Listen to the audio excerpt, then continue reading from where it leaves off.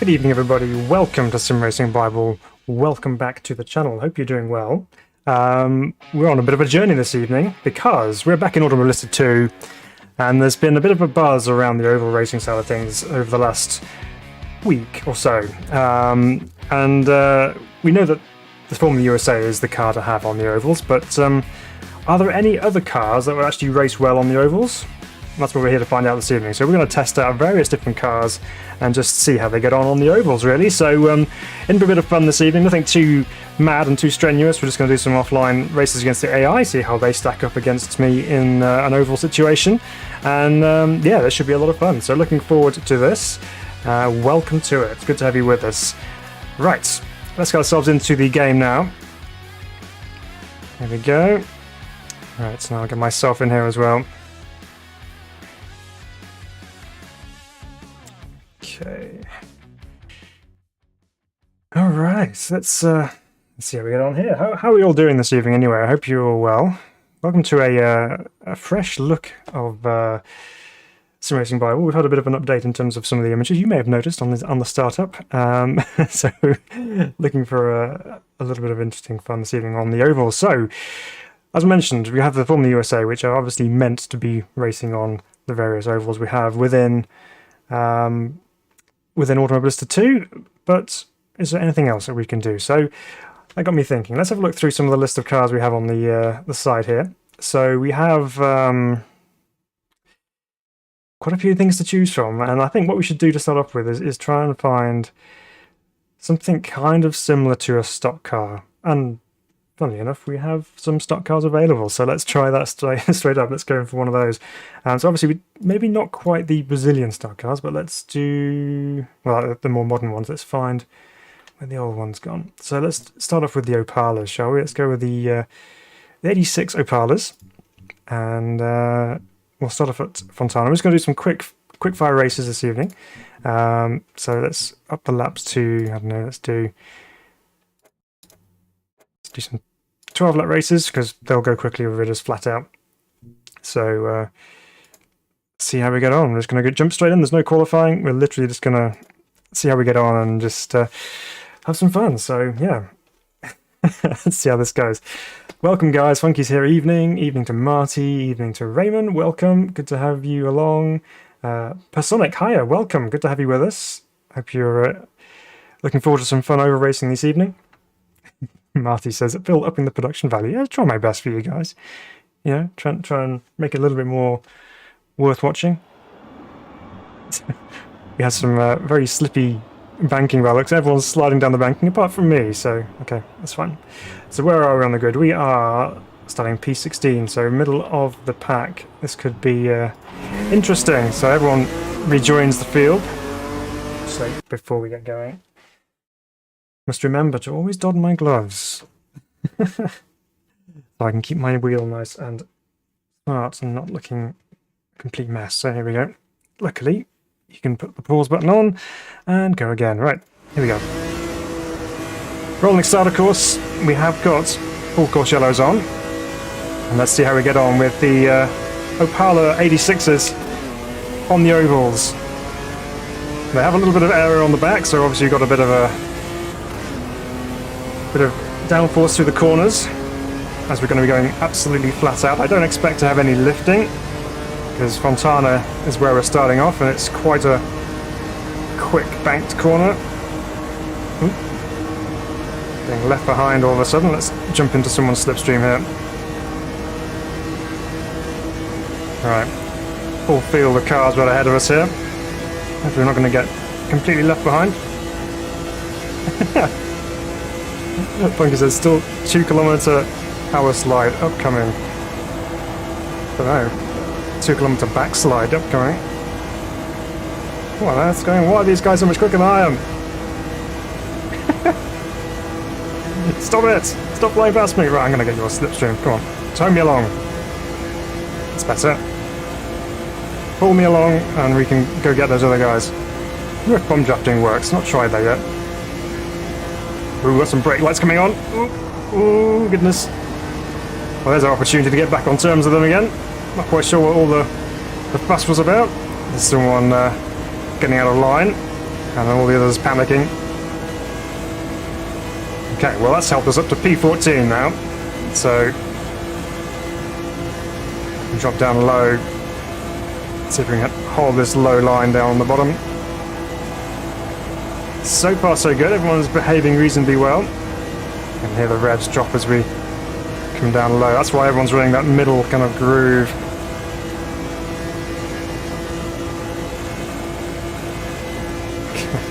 So Matt, is it still as hot out there? No, it's not actually that bad. It's quite temperate now. It's much more comfortable. Thankfully. Ooh, got more brake lights. Have to get out of the throttle a little bit of a twitch. Ooh, come on guys, sort yourselves out. Alright, drop down low again. Just lose all that momentum. As soon as you get out of the throttle on these big, fast speedways, you just usually end up going backwards, but thankfully we got out of it less than the AI, so yeah. Here we go. We're up to almost cracking the top 10. Outside tyres obviously getting rather warm, as you would expect, but taking all the load. Sonic says, good to catch you live for once. Always watch your bits. Oh, thanks, Sonic. Well, it's good to have you with us live. It's nice that you can be here and interacting with everybody, so welcome to the community as it is live. It's good to have you here. As it is with everybody, welcome along. Ooh, more brake lights. Let's use our advantage down the inside there. There we go. Carry that momentum. Feels like cheating, doesn't it? But we're okay. Ooh. Careful. You're all jinking out towards me. We've got a clear view of the track ahead. But we are on the low side of things, so we might end up getting swallowed up on the exit here. Let's try and keep a regular line through here so we're not going to cross anyone's path. Chunky boy says muddy. Yeah, no kidding. These are big old stock cars. Sampath, welcome. Good to, oh, hello. Someone's going to the inside of me. He says, are you given an asymmetrical setup at default? No, I think currently the only ones which have specific oval setups are the Formula USA cars. I don't think anything else has currently got oval specific settings available. So this is simply just in standard road form. So you've got symmetrical setup all the way across, which obviously isn't particularly ideal for the world of oval racing, but I'm sure we could change that and play around with that. But for the purpose of jumping in and seeing if we can have some racing online, or not online, on ovals with a variety of cars, it serves a purpose at least, but I'm sure you could have a go at doing some more setup work. Well, we have a lead. We've got a gap. Lap 6. I have to just up the AI setting a little bit, perhaps. Also worth mentioning at this point, I know I'm racing cars which are not meant for ovals, and the development team have said that AI racing with cars not Formula USA are not, what's the word they use? They're not properly integrated yet, so there could be some issues. But currently it's not looking too bad. Everyone seems to be pretty well behaved. We are in a relatively straightforward car. There's no kind of mad power to deal with or anything like that. So things are looking good so far. How's our gap? Okay, they're maintaining the same kind of distance. I was expecting them to kind of come back to me a little bit, given how quick they were off the start. But never know. We've got 5 laps to go. Anything can happen yet. Currently the right hand side tyres are holding up, even though they are getting warm. Lost a bit of momentum on the exit there, but we're still nicely clear of everybody. So this is the view from the front, everybody. This is what you see when there's no cars ahead of you, and it's a very wide expanse of oval. Just running around this middle groove. Let's see if we can take it a little bit higher. This will probably end in absolute disaster, but we've got to try these things. So let's run it right up by the wall and try and keep it there all the way around the top of the banking. Let's see how we get on up here.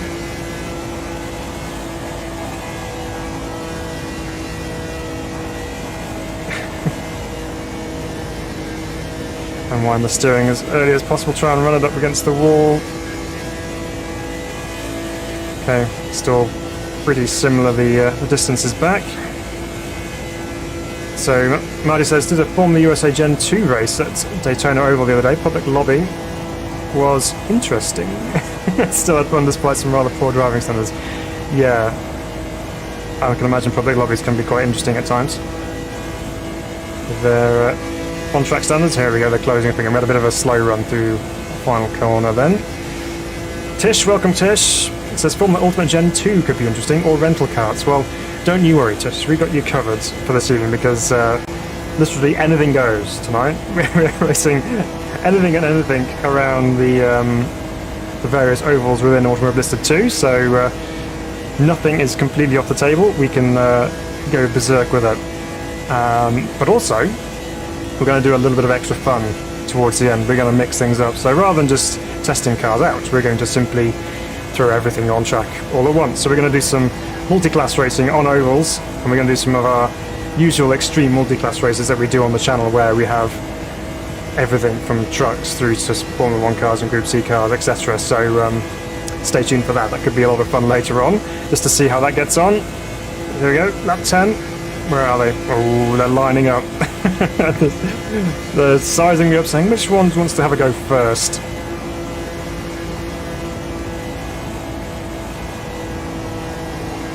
Planning their moves.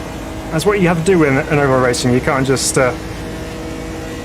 keep it flawed and then expect it all to be absolutely fine. You have to make the most of your opportunities when you get them, but also plan out when you're going to make a move. So especially on the super speedways and the really fast stuff like this, where you are literally pedal to the metal every single lap, you don't want to be leading on the last lap. Typically in NASCAR races, you don't want to be leading across the line starting the last lap, because there's a very good chance that someone will slipstream past you and take the win. So here they all are, almost 4 wide. Are they going to make it forward? Ooh, nearly touching.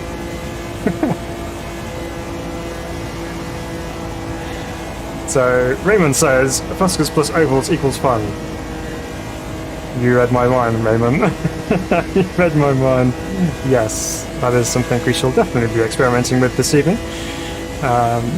given how much the Fusker is a thing here at Sim Racing Bible, and we love it so much, so we're going to give that a go, clearly. Personic says MS2, best sim of 2023? I think it's currently one of the best sims of 22, actually, to be honest. It's very, very good indeed, and it's, you know, I can't honestly say enough about the team at Riser with how much they put in terms of effort and work into making the sim what it is right now, and it just keeps getting better every single update, and they just keep pushing updates out as well. There's no layup on what they do, and they're constantly pushing out hot fixes, and they're constantly just working hard on it. So full credit and full marks to the Riser team for really making AMS2 just amazing, and it's growing in interest now, isn't it? There's more people racing it, there's more people talking about it and driving it, and it's good, and I like that. I think it's about time. I think I really enjoyed AMS2 from the time it was released, actually. I know they had some issues which they were working through, but in general I really loved AMS2, and it's really coming into its own now as well. So here we go, they're making their last lap run, but too late, my friends. We take the dub on that one. Right, okay, well, we worked our way through to the front, courtesy of some rather interesting braking tactics on the banking. But they raced reasonably well. We had no yellow flags, we have no caution periods. So, yeah, I think that's pretty successful first test. Get out of the way so I don't get punted. Okay, well, I think obviously we're racing against AI here, and I know this is going to be very different when you take it online with other people. And I'm sure that could be even more fun, because you're all going to be running in pretty close formation, and you're not going to be having any random braking going on. But okay, that's fine. That sounds like a good start. Let's pick it up. Let's change to something else. We'll maybe stick with tin tops for the time being. But let's have a look and see what else we can find that might be of interest to run on the ovals. So other ones that made me think might be quite fun. Sprint races. So we're going to give this a go. Probably going to drop that down to, we'll do 10. Let's do 10 lap races for the time being, so we can get through some more. And obviously this is all running at Fontana or Auto Club Speedway at the moment. We will do some at Gateway. We'll do some at Daytona as well. So we'll shake it up. We're just going to do some more stuff on Auto Club Speedway, and then we'll switch it up and go Gateway.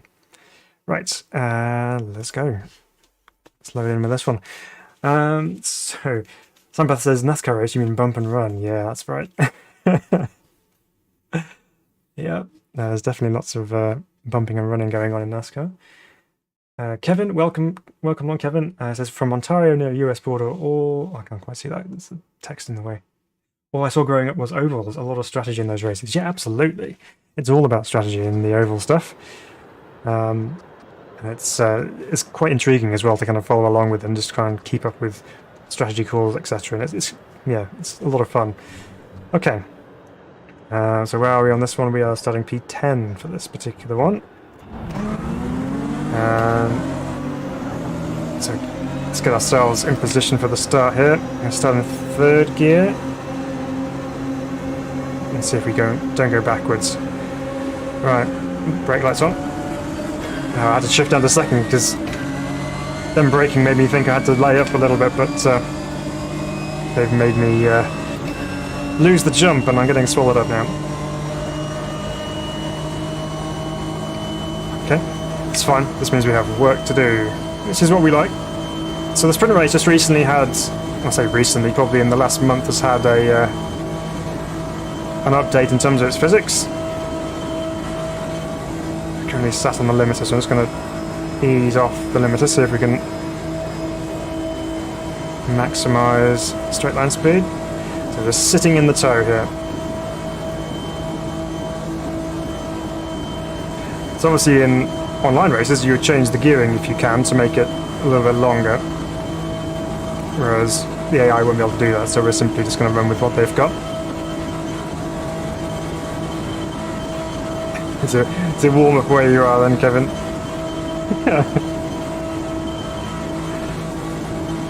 Alright, so we're still in the middle of the car here, obviously, so get an idea of what's left or right. So, there's some more of those braking lights coming on. No foul just yet. There's a bit of a gap there. Do you dare? It's going to close, isn't it? Let's get right on this bumper here.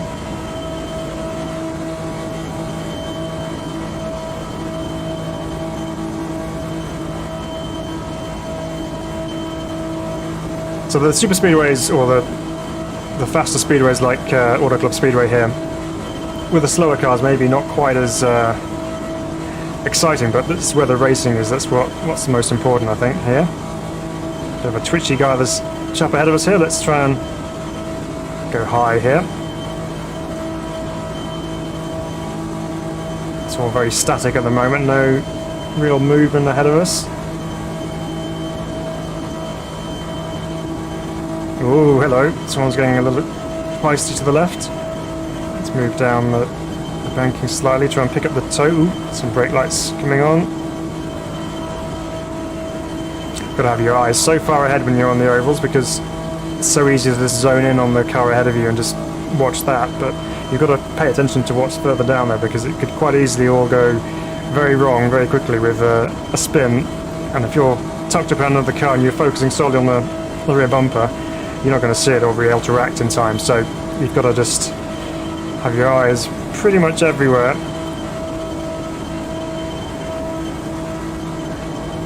It's difficult when you can't really see much. Come on. Oh, there we go. Got to run on the outside there. Drop down to the middle. That was dangerous. It's all starting to pick up all of a sudden. It was quite quiet to start off with, but all of a sudden we got some action going on. Let's drop down here. Look at them all going high and low. There's variance in lines and things. So unlike the Opalas, which seem to lose revs quite easily through the lower side of things, so if you go low on the corners, you tend to see the revs drop off. These sprint races are literally pinned to the limiter. There's no drop off at all, so you could run pretty much wherever you want to. So let's run it really low here. Take the shortest route through the corner and see if that doesn't help us out a little bit here. I'm not going to gain anything on the slipstream because we're all just sat on the limiter. Ooh, too busy reading comments and someone checked up in front of me. Don't have time to dip down low. So Raymond says they look very stable. Yeah, they are. There's no dramas whatsoever driving this thing around. Then you bumps through the bottom of the banking down there. It's almost feel like the ripples in the tarmac where they join them or whatever. It's quite cool. Look at this lot, where they're all going, all deciding what they're going to do next.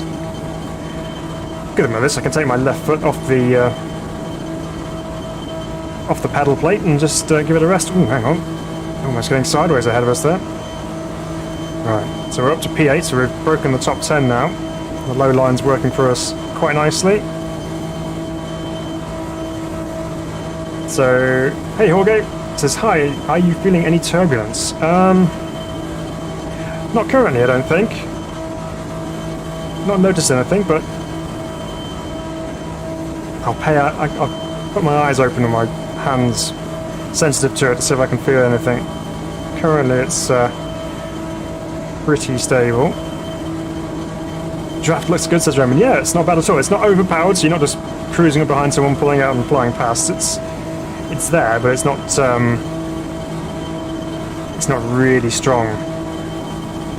I mean, these cars are quite square, really, so they would be punching an awfully large hole in the side of through the air, so you should be able to duck in behind one another and really get the benefit of the tow. So let's drop down here, follow this guy. And when you're in these kind of races, you've got to almost pick your playing partners, so you've got to have a look and see who's making progress, who's moving forward, and then try and latch onto the back of them and work together to move forwards, and then you can start racing them to see who's in front. Just drop down low here again. Kevin says you do not want to have to brake during these. Lose all the momentum. Yeah, exactly. Brakes are an absolute no-no unless there's some issues ahead. So lap 7, 3 to go. We've made it into the podium positions right now. It's still quite close around us. Yeah, we've got cars everywhere. One's trying to use my slipstream as well. Realised that we're making moves, so he's going to come with us.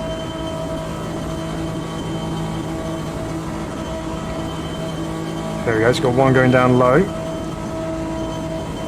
Just trying to keep an eye on the proximity indicators as well, just to see where people are. So we've got someone really close on the low side. Looks like they may be making a move for it, possibly. There we go. Well done. Just drop back in behind. Oh, that's close. Sorry, me long. There you go, no hands.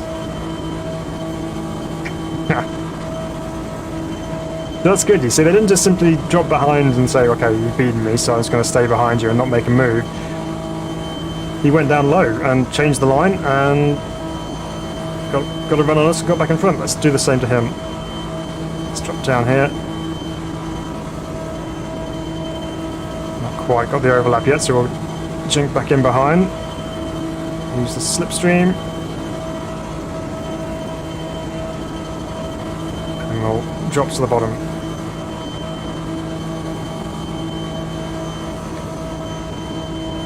You can see the proximity indicator going from red back down to green again, so we have quite happily cleared that guy, and we've broken away, the two of us actually up front here.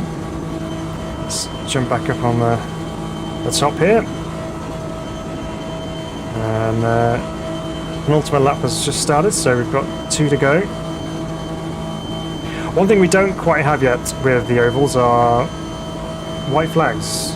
That's a thing which appears in oval racing. Obviously when you hit the final lap you get shown the white flag. Also nice to hear the reverberation off the wall. You come away from that, you lose that reverb. So let's go back up to the top again. It's pretty cool. Alright. So Marty says, when we get proper multiplayer driver swap capability, endurance races on oval, and otherwise the live weather track would be awesome. Yeah, that would be an interesting prospect. But there we go, we've taken the win again. So we might have to just up the skill level just a little bit. We did work our way through, a little bit slower than the Opalas, but we got through towards the end of that. Oop. It's been told in no uncertain terms to get out of the way. Alright, so the sprint car, that works quite nicely actually around the ovals, so that's good. Right, let's see what else we can find. Kevin says, AI level on aggression. Sorry if I missed it at setup. Oh, okay, yep, so I think it's currently set to 100, and it is medium aggression from the last time that we did some races. Yeah, there we go. So it's 100 skill level and medium aggression, but I might just bump that up to 103, which is kind of where I usually sit with AI anyway. Okay, so let's try something else. Let's shake things up then. So we've had two fairly similar kind of cars. Let's go a little bit different. Let's try... Where have they gone? There they are.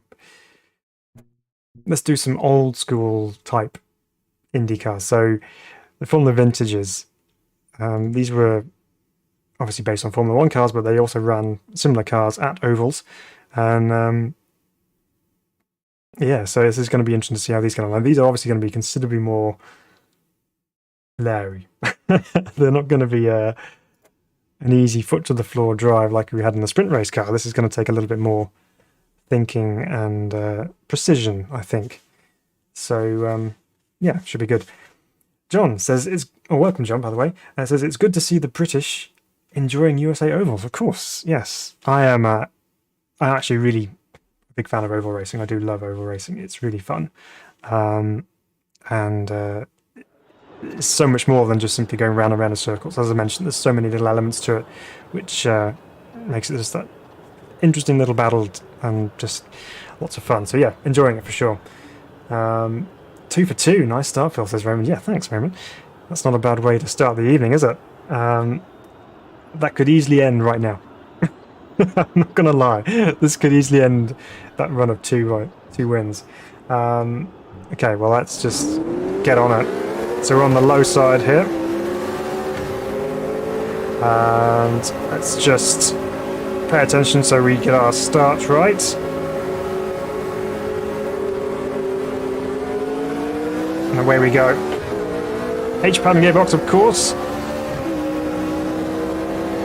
Beautiful DFB engine behind us with that megaphone exhaust giving a really nice raspy note.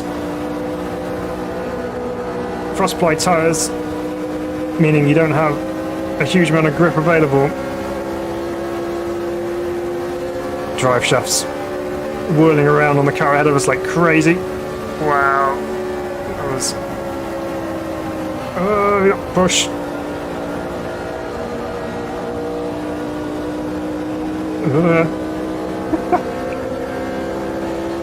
Okay, well, the AI seem to have a fair amount of grip. I know we just increased their skill level, but they can take the corners quite quickly. Let's try and replicate that.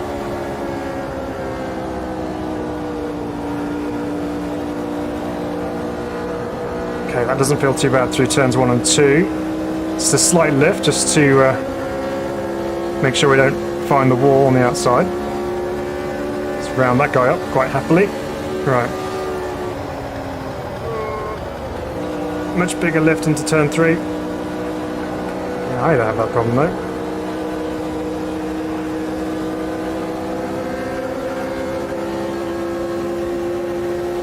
Have to try and take it a bit lower maybe.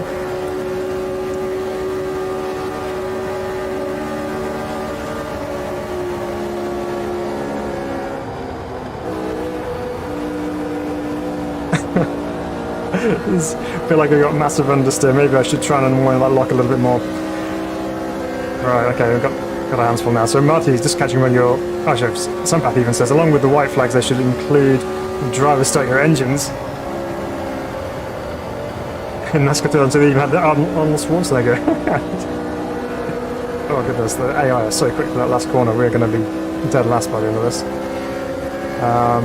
Death Tub says Marty, yeah. It's nearly caught us out a couple of times.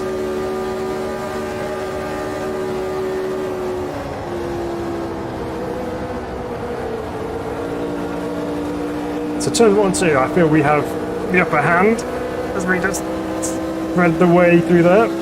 Was rather close. Right, I'm going to go high here.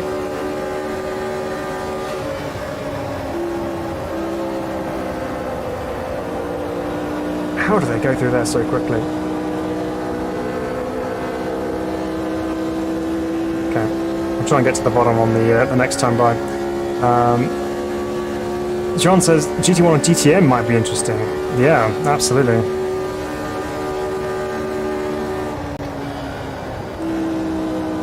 Let's get low. Need the power back in again.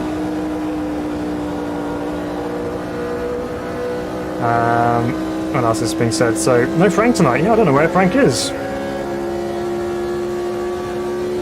John says this one reminds me of a load of 67 and Grand Prix Legends. No ovals in that though, again. Very different. Oh, someone's going to go slow at the bottom. Of course, we also have the advanced damage model, I believe, on these cars, I think. We also have a very, very hot right front tyre. Well, since dropping that down to 20th area of the grid, we haven't lost any more. That was super scrappy into turn 1 there. And get the run on them again on the exit, so it's all good. So Funky says if you have not driven the McLaren F1 road car for a while, it's much improved. Could be interesting around a super speedway. Yeah, that thing's quick as well in a straight line, so it's a big blocking tactic on the guy behind them. This one is red single seater in my mirrors, and I just gracefully wandered across in front of him. So Kevin says stay low line. I saw another YouTuber have trouble with high line. Okay, we'll try and keep it as low as we can. That's better through there.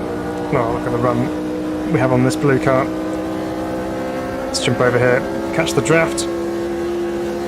Oh, look at that pickup. Here we go. And get off the throttle early.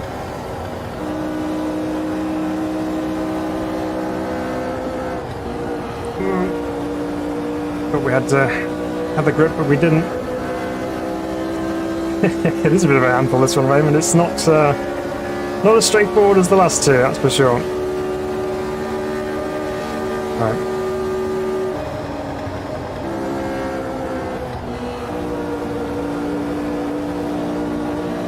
Unwind that lock. Get the run.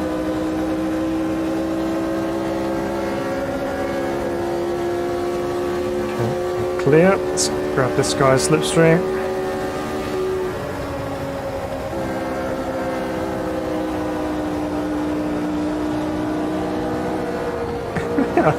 Literally, I have no idea how they get that last corner so quick. Like I say, I missed fourth in these and went into second. Instant blown engine. Oof. Ouch.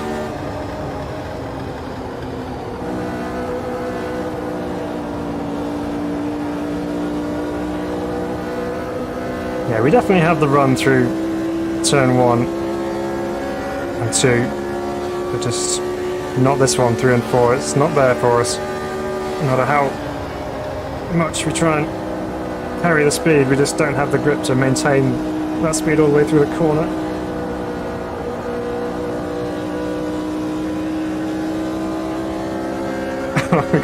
going 3 wide, are we? Okay.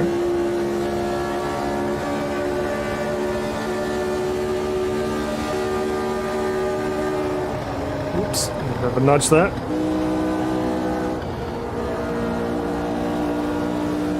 Whoa, oh, that's a bit more of a nudge. Forgot about our superior run off that corner. Ended up clipping the rear wheel, but everyone got away with it.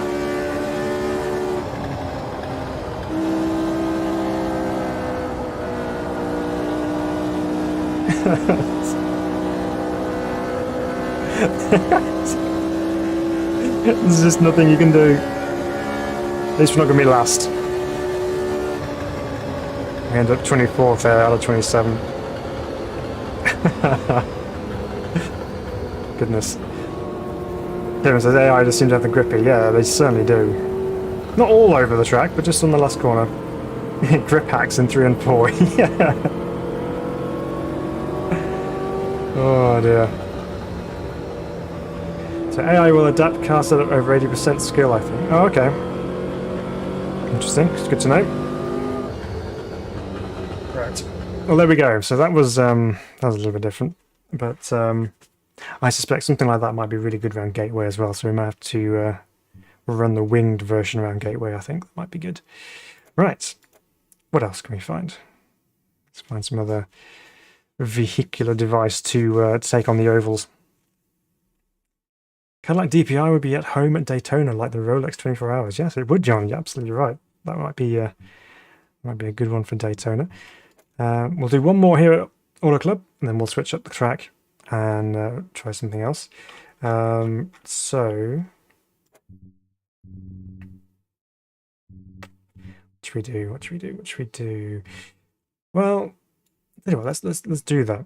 Let's go street cars. This is going to be. I think what we do is rather than doing same class, we'll do same.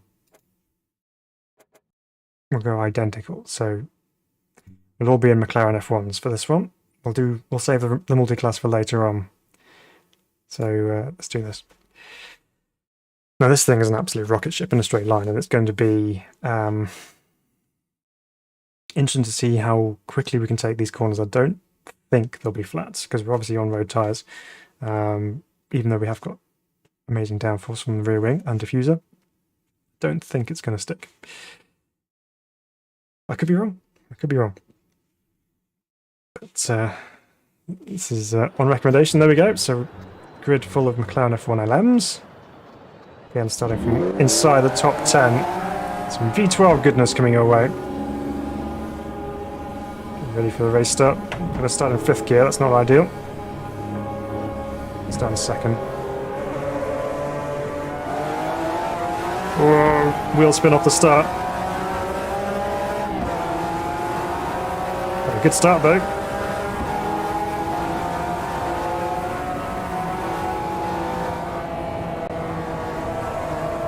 Whoa, quite the gap on the inside.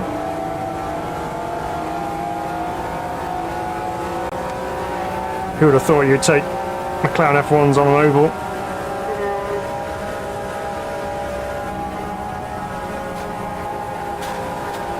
Yeah, they definitely have the grip through turns 3 and 4, but I reckon we might be able to take that a bit quicker. I was just being a little bit careful.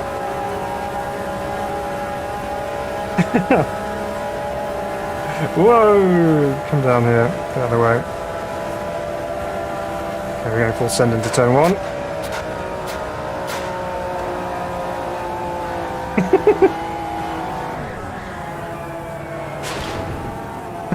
Don't hit me.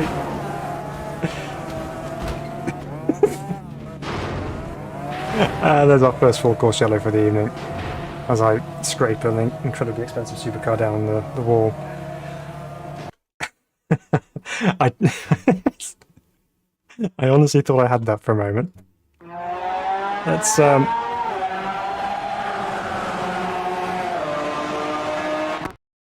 oops, that's what I wanted to do. Let's just fast forward that a touch.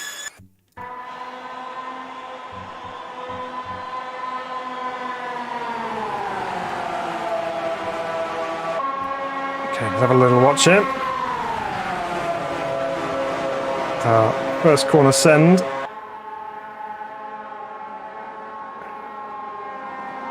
Ah, it's beautiful. It's looking great. No, it's not looking so good.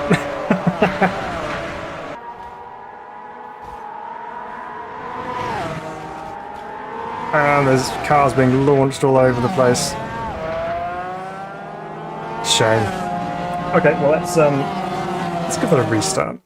Let's give that a restart and then take that a little bit more seriously. So Kevin says this would be interesting. I think it proved to be so. I've not tried this yet. You're the guinea pig, Phil. Oh, thanks for that, Frankie. I appreciate that. The radial tyres just couldn't keep up. No, it was the big one, as Raymond said. Okay, this time, let's do it properly. So we know we can't go flat. Okay, we've established that. Let's do this.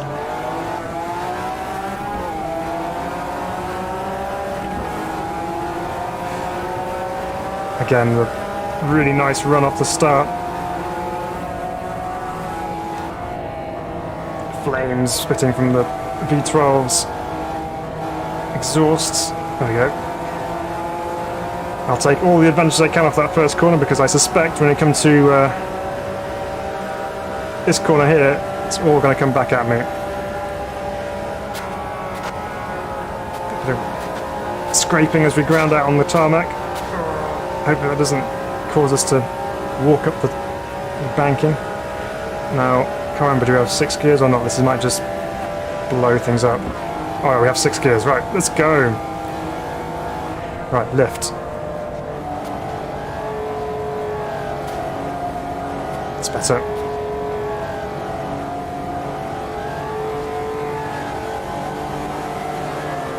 Yeah, extending our lead. It's okay as this watch is filled as an AMS2 version of Days of Thunder. Yeah.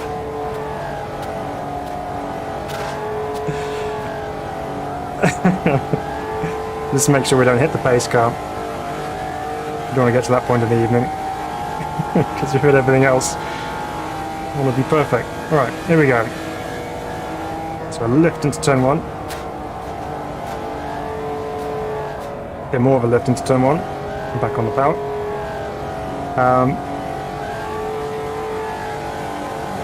It's £500 million in car down the drain.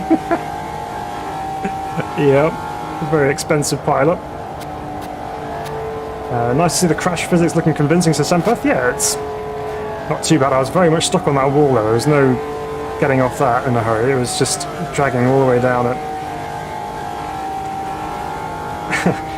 Money! Yeah. Someone call the bank. Tell them we've just made them bankrupt.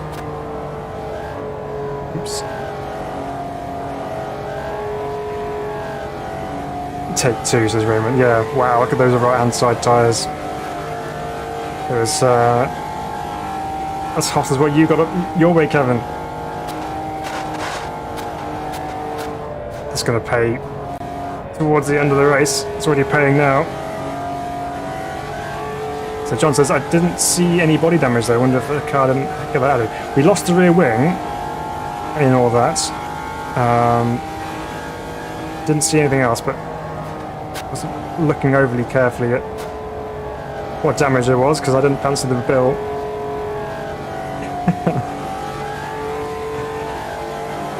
Well, we've certainly got the run on these guys, but have to see if our tyres last. Only halfway through and they're already scorchio. Minis on short ovals. Now, Marty, you're talking my language. Yes, Gateway's going to have some minis, I think. Did I just hear? I'm going to listen out for that next time we go by the start-finish straight. I'm pretty sure I heard like a... You know, sometimes you get like a drive-by sound. So if you go past an object, you get like a whom kind of a noise. I wonder whether we went past something which echoed the sound and then gave us that drive-by. So we'll have a listen this time by. Poor under tray. Right. What are we getting the reverb off? I wonder if it's the tower. Listen.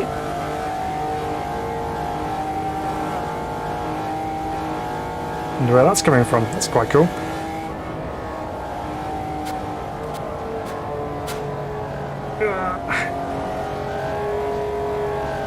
My right arm is going to be considerably larger than my left arm after this, just holding this thing in the corners. So for instance, I wonder if we'll see a tyre. I wonder if a tyre will blow out.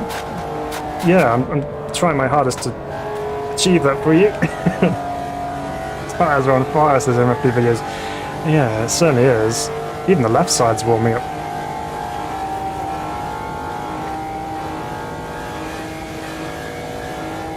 Well, no. Ooh. Wow, we got loose then.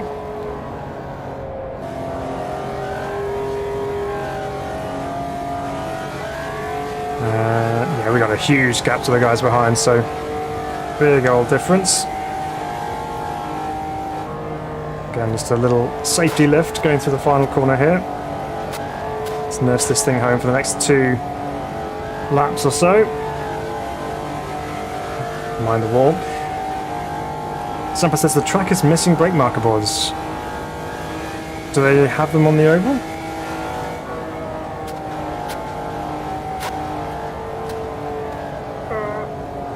Stay stuck to the road. So even though we've got really hot tyres, it's not releasing on the rear too much. It's holding on quite well.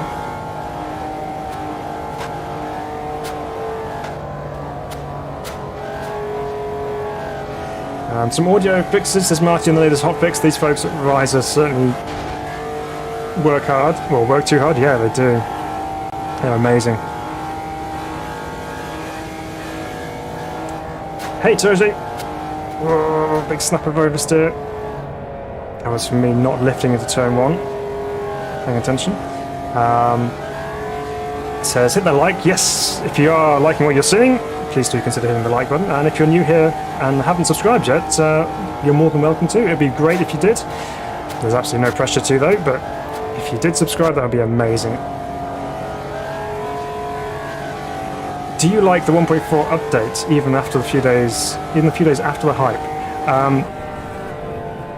Yes, I certainly do. I think the 1.4 update is fantastic. I'm really liking the update so far. Just in general, it's just feeling so good.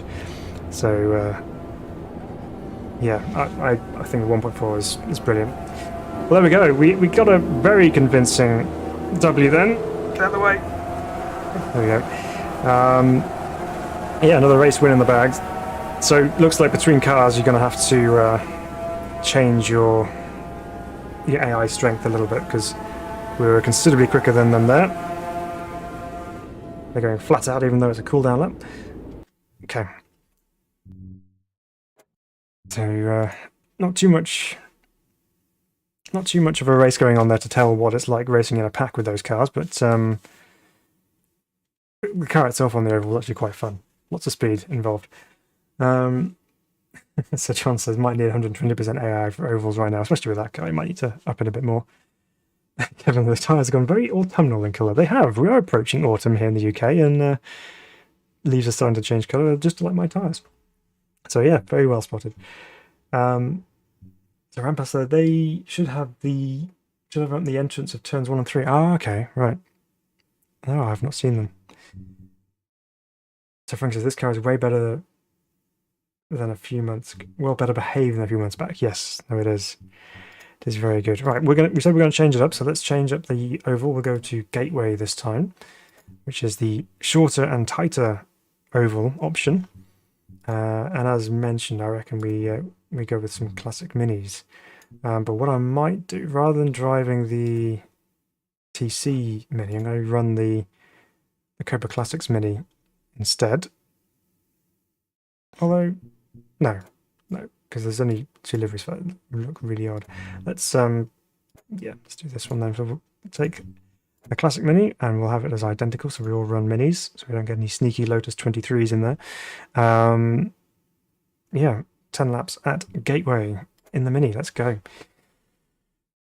All right. Kevin says, how about Copa Montana? Yes. Now that's one that I do want to have a go, because obviously NASCAR do the trucks, so it would make sense to do a pickup truck. So we're going to try the Copa Montana as well. So we'll maybe break that out when we get to Daytona, possibly. We might do it on the short ovals as well. But yeah, the Copa Montana is definitely something I want to give a go at. And of course, maybe even the Copa trucks might be in the equation here as well. You never know. So a grid full of minis here at Gateway, so I need to retrain the brain here that we're not going to be going flat out every single lap. We're going to have to do some natural driving here. Let's go. Where are we? We are... Oh, they stuck us on pole. That's no fun, is it? Maybe I should set myself to being at the back every time. So we are the pace setter, except that guy doesn't seem to think so. Let's get up on par with him here. Right, so Gateway Raceway has 2 different radius corners on either end. So the tight one down here at turn 1 and 2, and then the quicker one at the end of the lap. So here we go, then into turn 1 we go.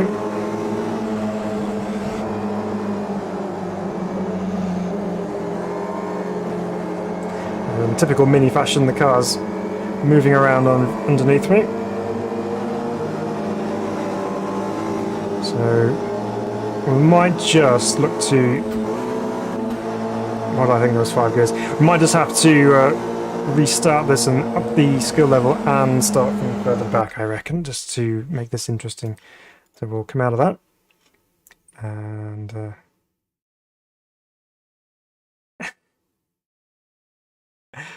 So Turgis said, can you drive the oval tracks both ways like the other tracks? Then you can go right. We've done tracks in reverse on Automobilista 2 before, and some of them are surprisingly good. But yes, you could turn right, absolutely. I don't know what Daytona's like going right. Right, so we want to be starting... Do you want to start middle of grid? We'll start last. We'll start last. That's probably better. Let's turn AI up to 107 for this. And try again. Yeah, I wonder what it'd be like turning right. I don't think there's any... I don't think there are any ovals that are anti-clockwise. Are they anti-clockwise? Yeah, it would be. Most of them just turn left. But it'd be interesting to try anyway, definitely.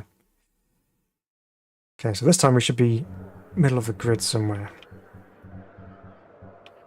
No, sorry, we said at the back. Oh, there's another Rose!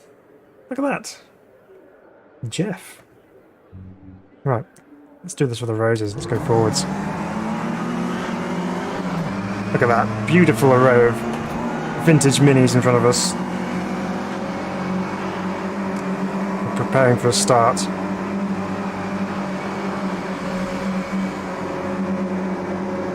Wait for the green light. And there it is. 27 little A-series engines pelting down to turn 1. Ducking and weaving. Let's get on the brakes.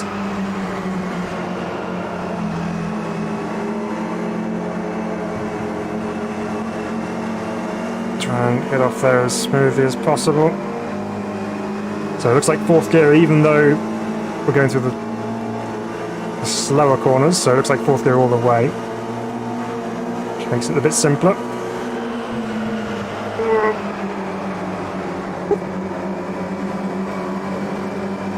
Great thing about little minis, when it does break away sideways like that, you just roll the throttle and it should bring it back. Whoa, hello. Steady on.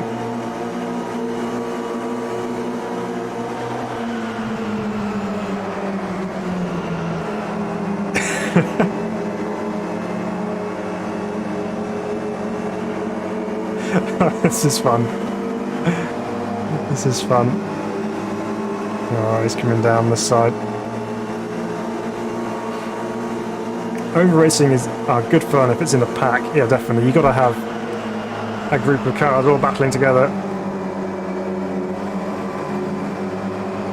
Obviously, if you're racing in real life and you want to be winning, being out front and not being challenged is obviously very nice as well, but for the sake of entertainment, this is all what we want here, is getting stuck in with some racing action. Right, let's go high into turn 1.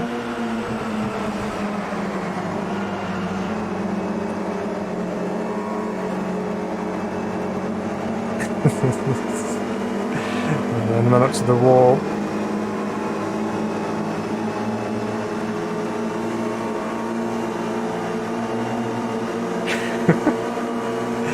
definitely got the advantage in terms of pace. We're working our way up quite easily now.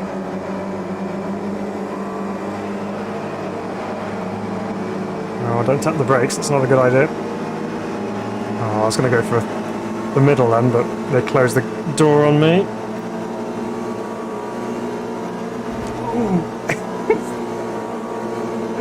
Wow, that's a robust move. Race control return, race position 6. What? Why did I get penalised for that? That's my own business. Right, we're in 6th now, we've cleared that.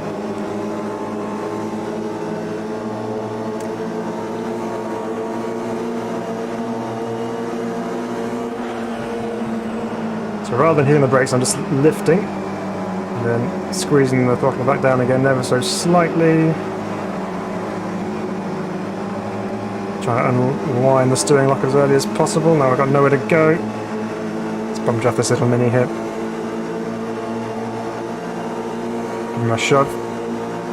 There we go.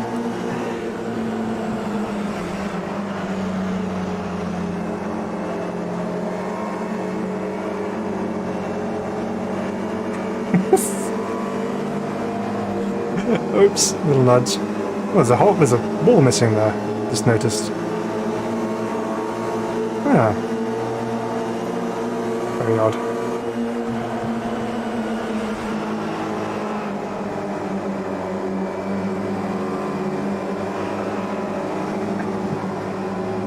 So Kevin says, Gran Turismo 3, use a rubber band to hold controller throttle in place to win long oval races. Well, that's interesting. We had a wall there. It's gone. How weird. It's the first thing I've seen in the new update, which is an obvious bug, so not a problem. I'm sure the guys will fix that. And all of a sudden we find ourselves in the lead. Monkey says mini tyres made of asbestos. Yeah. They are not heating up whatsoever. Oops, even with that rather wild entrance into turn 3.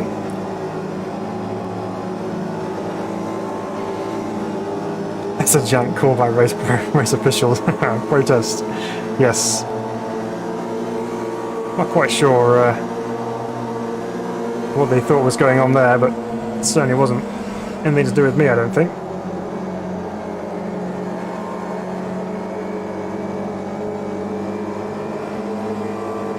So once again, we found our way to the front, but with the minis losing touch, we have to put it up to 120 actually, looking at this.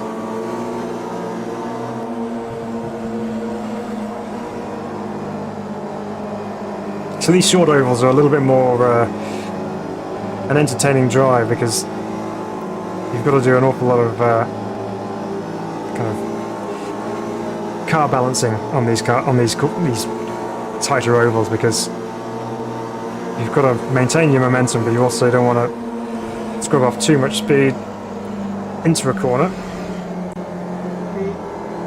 like that and then try and recover it on the exit. You've got to carry it all the way through, but you also need to play around with the throttle a little bit to try and pick it up as soon as you can, but as smooth as you can, especially in the high-powered rear-wheel drive cars, because coming off those tighter corners you are going to get a little bit of oversteer.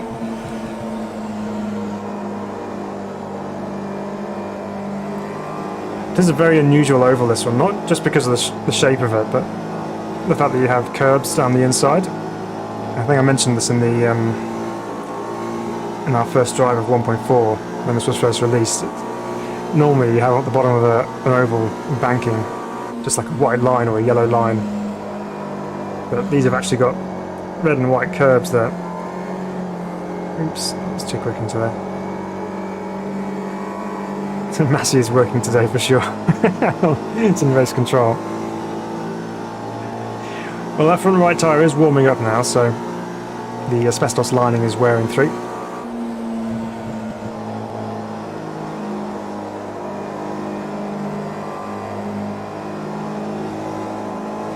And that's a last to first win for us on that one.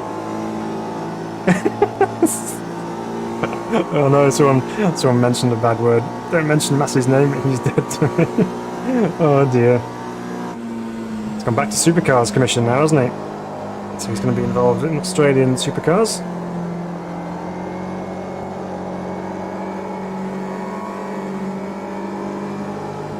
Right, final lap then. And an easy cruise to victory by the looks of things.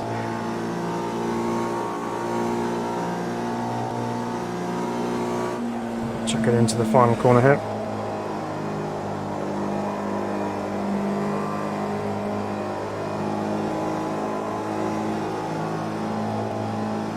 That felt a little bit smoother through there that time, which was nice. And up across the line we go. And head to victory lane. Okay, well, while we were running in a pack, the Mini was really fun. I think it's just because we're just significantly quicker than the AI for that one. That's the only reason that flattened out as a race, but I think if the AI was even stronger again, that'd be quite a fun battle all the way through. So let's try something else. Let's pick up the pace maybe, or we can change it up entirely. In fact, I have an idea. We're not going to pick up the pace too much. We are going to have a bit of a shake-up, though. It's Copa truck time, everybody. We'll take out the new Vulcan. Not the Volvo, of course. This is the Vulcan. And then hope to live long and prosper. So here we go. And should we put that up a bit more? Let's put it up a bit more. Let's go up to 115. Try that. So Brazilian. So Kevin says, "Oh, you could try the Brazilian stock cars." Yes, no, we could absolutely. There's loads we can run, isn't there? We can just keep going through all the different car classes available on it on MS2 and just be, I'm sure, having a great time in all of them. But yeah, it's interesting to see what some of these more obscure vehicles are like on an oval. We'll see if the wall stays in position this time. Don't crash into a car ahead of me. I haven't even got control yet. Fourth gear then, here we go.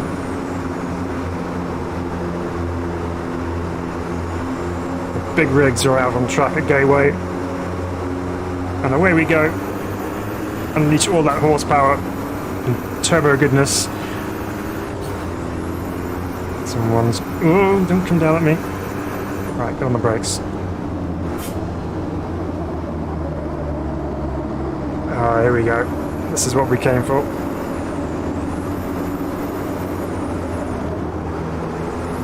So the new Copa trucks are actually really good to drive. So on a regular road course, they're a lot of fun.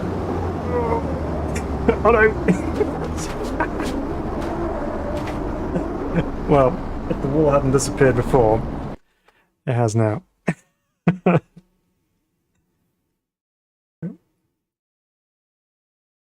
Oh no, it's crashed.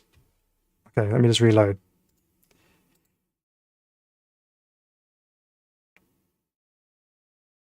Play the game. Oh man, too much fun for AMS2. Had to crash. It's fine. Reload and we'll go again. That's a shame because that was going really well, other than crashing, obviously. So Muddy says, well, if Frank isn't going to show, we can talk smack about him.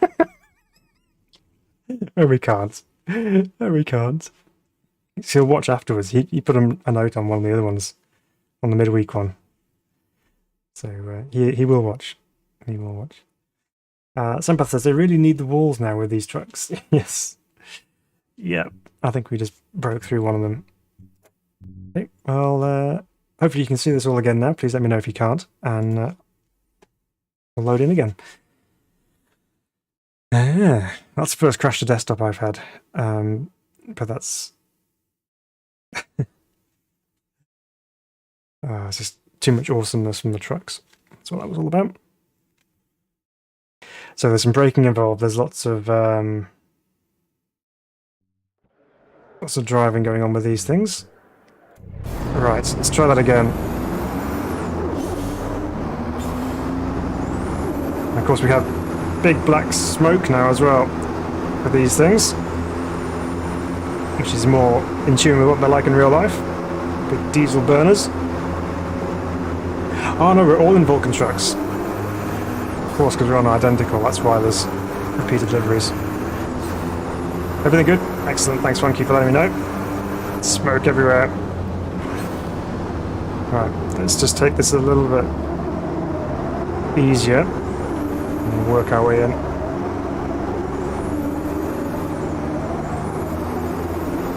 Oh, some big hip and shoulder going on the outside there. 3 wide coming down to turn 3. Get on the brakes nice and early. Ooh, it's getting rough and tumble into there.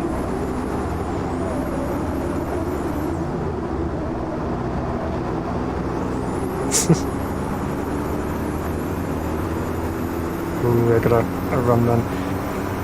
Crash is so strong it crashed the game itself, yeah. Slow it down, Phil.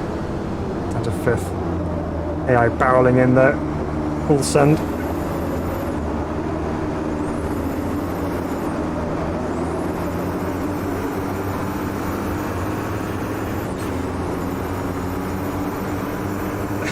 I just imagine Amazon drivers all racing for the next bathroom when I see trucks race.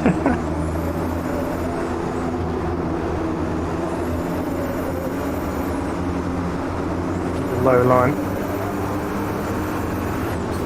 Look at that big squeeze into the wall.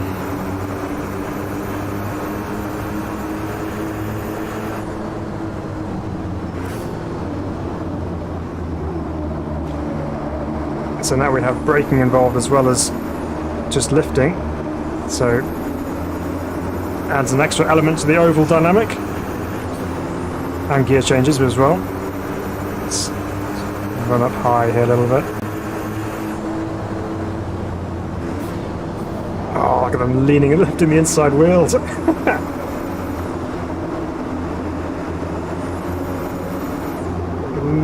on the brakes.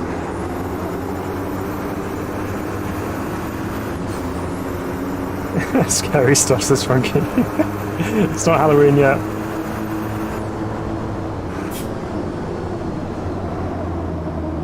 This is good, actually. I'm enjoying this.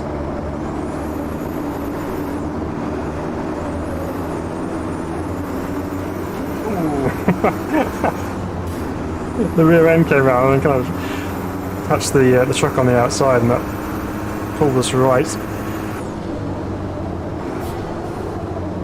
Ooh, yeah, I really do take it hot into the final corner.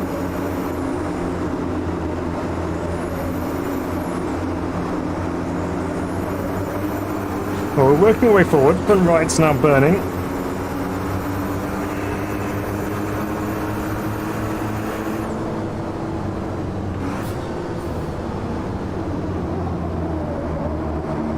Ducked out of that one early. Let's get a run off the corner, shall we? Maybe. Yeah, there we go. There we go, down towards... Ooh, gotta push. Oh no, help us around the corner. No, not help us into the wall. Sorry. 2 trucks come together. We'll find the circuit furniture. Oh, there's another one to the wall then as well. Use that to our advantage. Stuck it up the inside into turn 1.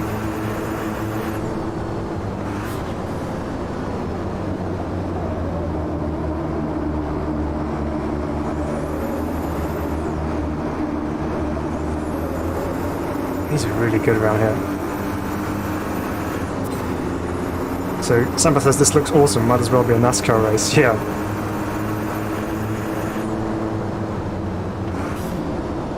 Let's slow down this time. Hitman says, I saw Phil is second on the truck time trial. Did you indeed? Yeah, I had a go at that this week. If I've slipped a second, that's a shame. I'm going to try and get back up there again. I was leading for a little bit. I'll have to go back and set another lap time. But yeah, around the road courses, the trucks are quite fun. A little bit of setup change required to get them to turn, but they are good. It's just a different driving dynamic driving these things. You just gotta remember how much weight you have at your disposal.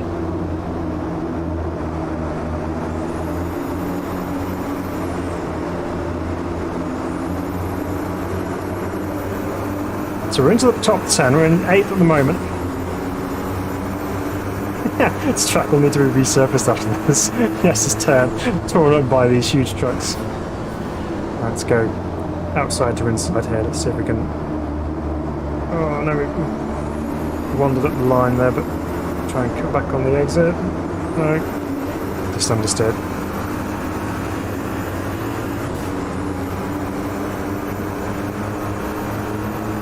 Curious what these are like at Daytona, actually. Oh no.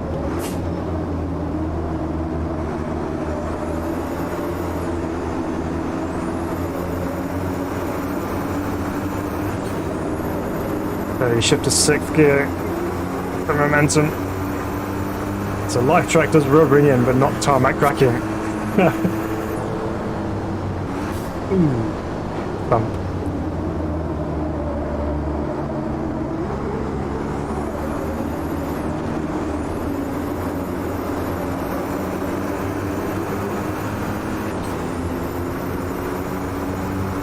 Go. Podium are getting away. Get them sideways into that.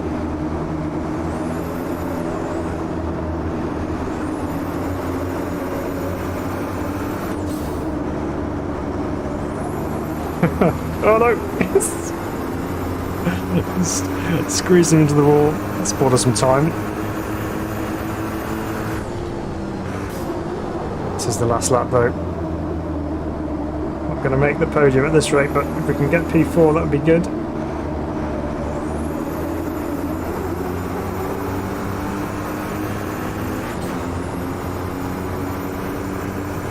And we'll run up the inside.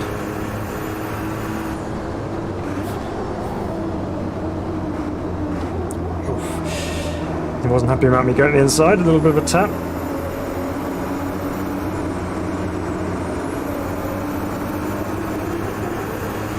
A few more laps and the podium could have been ours, but we'll settle for 4th after that. And the wall stayed intact this time, it didn't disappear halfway through, so that's good. We needed that, that's what keeps the spectators safe from these behemoths driving around. Alright, so there we go, trucks, a gateway. Excellent for strengthening your shoulders. And quite a lot of fun to drive too. Alright, that was pretty fun. That was pretty fun. Right, let's do some contrast work here, shall we? So we've driven the large trucks, let's take it down a peg or 2 or 10 and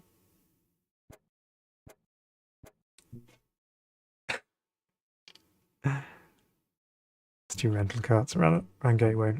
For this one we will reduce the laps to oops,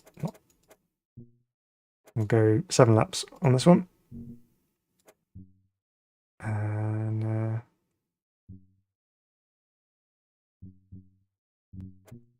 let's put the same class now just to make it. Alright, there we go, right. Rental carts then. Who would have thought oval racing in karts? I know they do oval racing in karts over in America, I believe, at grassroots level. They do it on dirt as well. They have dirt karts, which looks quite fun. But these rental karts are not really meant for this kind of thing. But that's what we had to find out if they actually work. Here we go. Loads of room. I'm going to get 10 wide into turn 1. You'll blow an engine maybe, says Kevin. Maybe. I think these guys need to sort their formation out a little bit all over the place here. Come on, guys. And you start in first gear, because that's all we have. Nudge. Great thing about the rental cars, of course, is they have bumpers for bump drafting.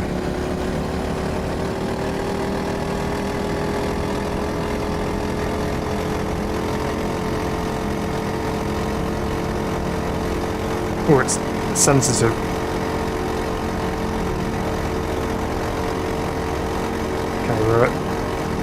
VMAX. So let's just see what happens into turn 1 here. Whoa!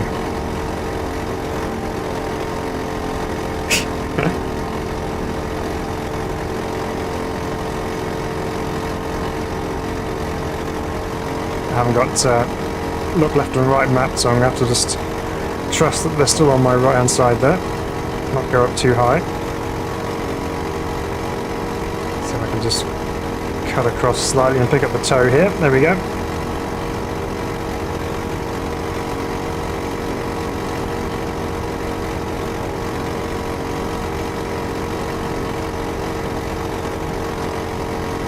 This is where the strategy comes into play now as to what we do. Key is not to have too much steering input, so you're almost driving with your fingertips.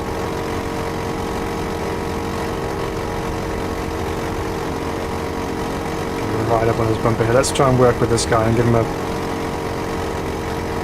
little nudge.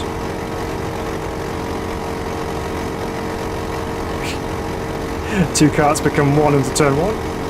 Let's just drop off underneath there. There we go.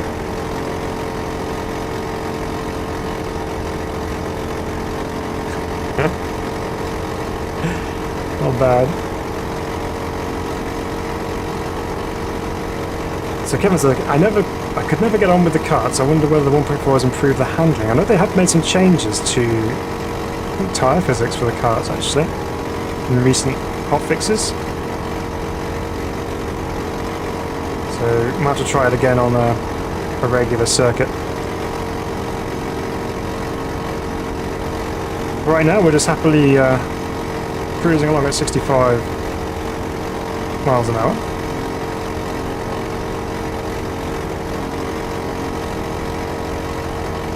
And working our way forward, so it's pretty good. Look at them all weaving around in front.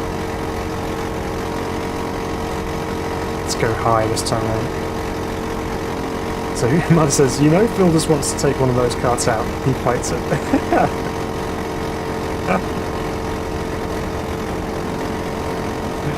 Ooh, let's go through the gap.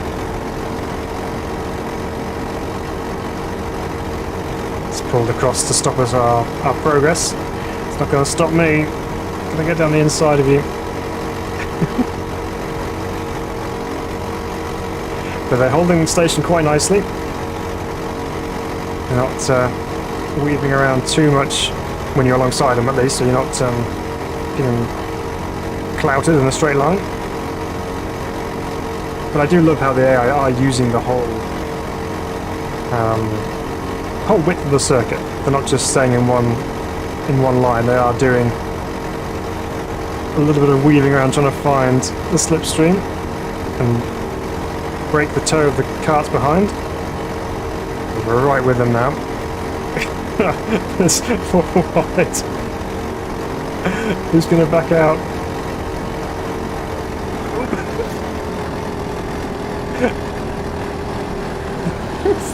Keep it. No. Oh, that's a big off. No, now we've lost all momentum. What a shame. We were doing so well. August says, shame you can't reach out and grab the rear fender and slingshot yourself ahead. It's pulling back. Right. Well, we've only got 3 laps left. Let's see if we can actually get back on terms with them. I don't think we will, but we'll try our best. So Sampath says, is it just me or when you get closer the AI legs have very abrupt movements? Yeah, they have a little bit of a twitch, don't they? They can see you coming up behind us, they get a little bit twitchy. Yeah, it's just a little bit of a glitch. It could be overall related. Or it could just be that they're going so fast that their legs are being buffeted by the wind.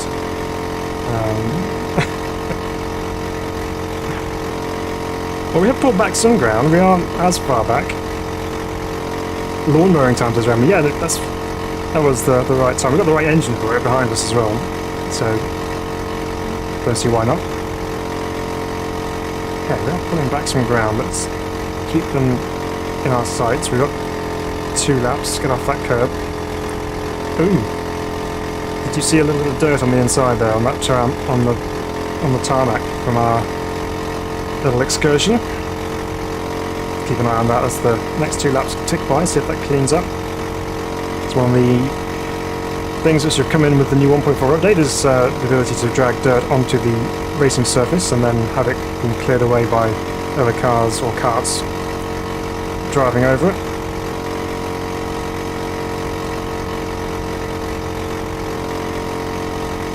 I didn't see what our top speed was when we were in the draft, but I don't think it was too much more than what we're on now. Oh, look at them all fanning out down the first corner. I want to be in that. I want to be a part of that action. That looks fun.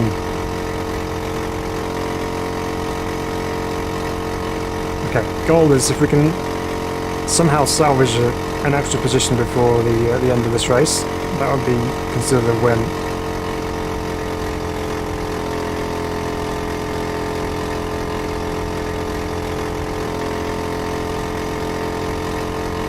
So running on our own, I don't know if we had some damage, we may do, but you can tell from the splits across the top there, we're 3/10 down on our quickest lap, which might show you what the slipstream actually does in terms of pace advantage, so makes a big difference around here, I'm sure. Don't think we're going to catch them in time, just going to start the last lap in a moment. Unless of course they have their own little issue going into turn 1.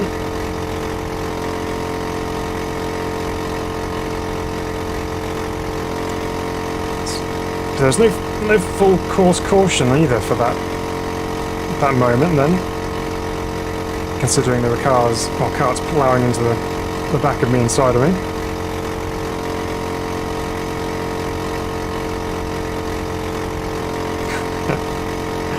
Well, if it wasn't for our off-track excursion, I think that race would have been quite entertaining all the way through. I think it's actually quite a good vehicle to take on the ovals by the looks of things. You can have some good fun races with these.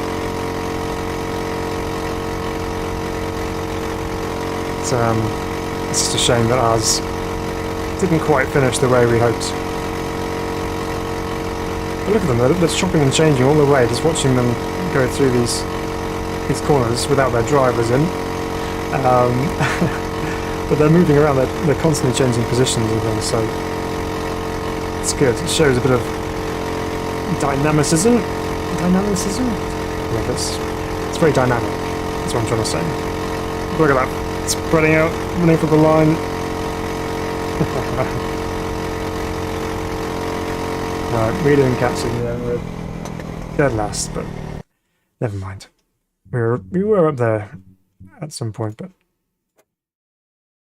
these things happen. It's just part of racing. Right, I think what we do now, let's bring out the Copa Montanas, and we'll try and drive them off the corners and see how they go. Let's go at the top here. Where are they? There they are. Right, Copa Montana time. We'll do it at Gateway again. And we'll put the laps up to 10 again, because we're going to be going a bit quicker this time, so let's do that.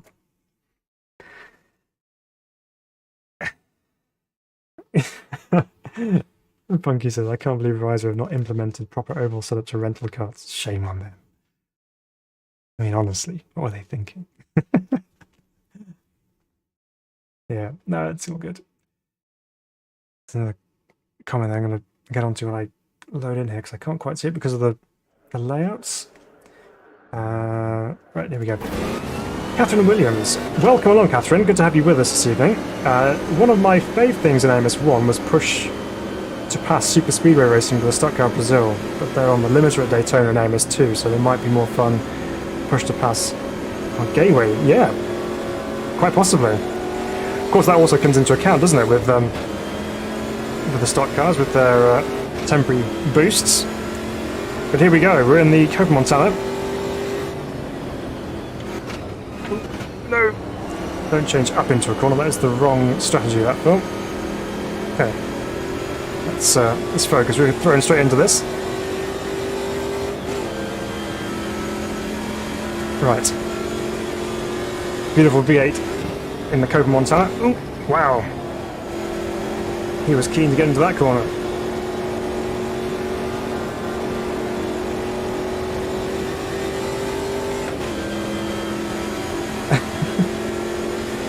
The sample says, Frankie, you're starting to sound like gamer muscle. Okay, AI is strong in the Copa Montanas, but we have a race on our hands here. Welcome, simracer. Pick up. Are you on smack? No, this is perfectly fine.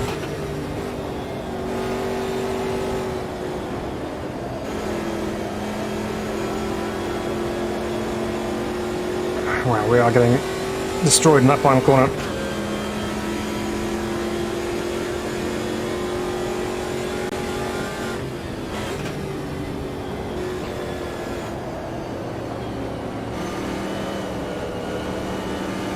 They have got push to pass. I don't know if I've got a button mapped actually. We'll have to try it. Alright. Tell you what we'll do. Let's do this properly. We want to do this properly. So let's come out of that second. It's going to perhaps lower the AI difficulty because we had to bump that up for the other cars, which weren't quite as quick. I think it was the minis. Let's drop that down just a touch and go down to 11 there, I think. And then what we'll also do is make sure I have push to pass button assigned. Where are we? On this one.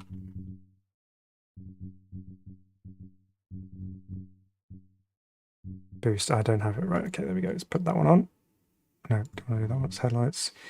Let's do that one. There we go. Right. Set.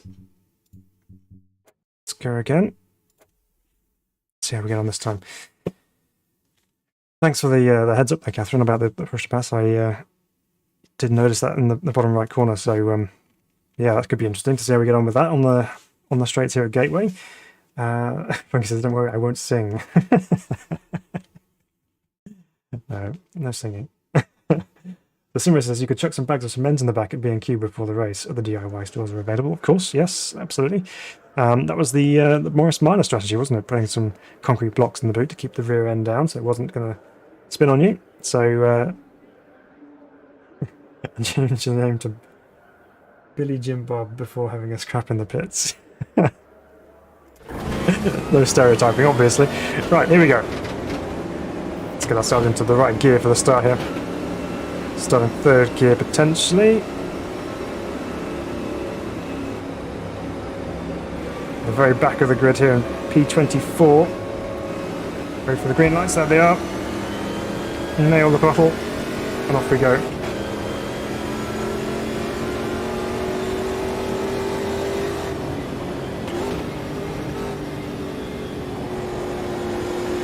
Keep it low, keep it steady.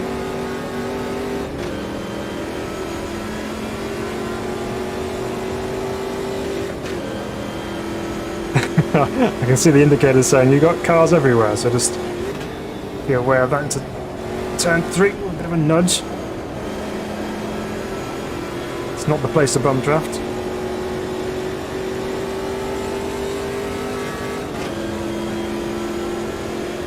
Okay, now we're across the line, we have push to pass available. Not available on the first lap, only lap 2 onwards. So here we go, coming off the corner now, we'll engage the boost. There we go. I think. No, maybe not. Oh no, it is on.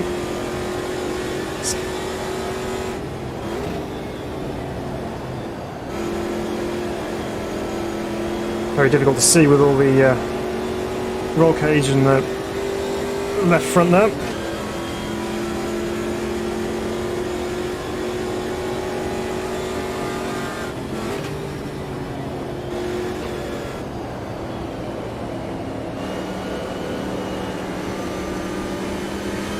Again, the AI looking strong.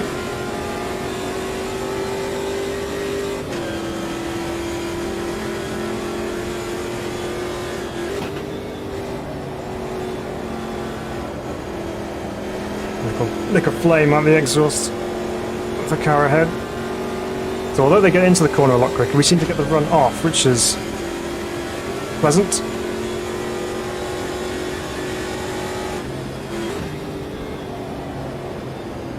Ooh, bit of a crunch there.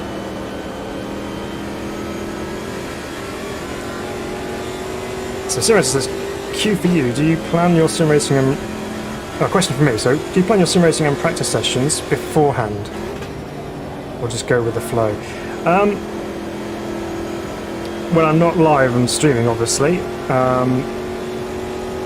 yeah, I just kind of tend to say, well, fancy a little bit of AMS2, or I fancy trying some race stream competitions, or, I tend to just go with whatever I feel beforehand. I don't tend to have any kind of solid plans anymore, because I used to race a lot more with iRacing and do proper events and stuff, so there was a lot of testing involved and just trying to get the car and myself properly trained in and on the pace, but don't do that anymore as much, so most of the time I just find myself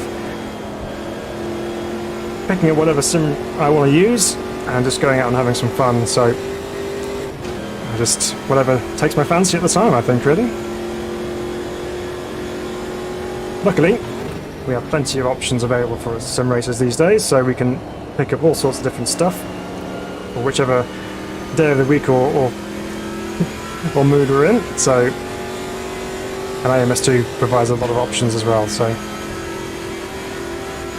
Sunbath says, hopefully the next big update will include a spotter. Yeah, that might be good, because I know some people use Crew Chief, but if they can have something which removes the need for that in-game, that would be a nice little feature. Right, we can use boost again. Oops. That wasn't a great exit off there, I wasn't concentrating. Let's use the boost.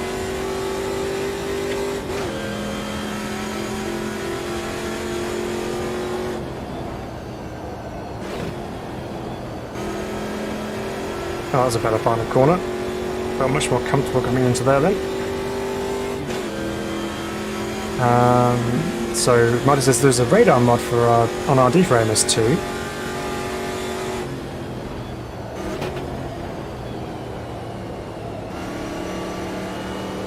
Which has a spotter as well if wanted. I use it for radar and crew chief. Okay. That's cool.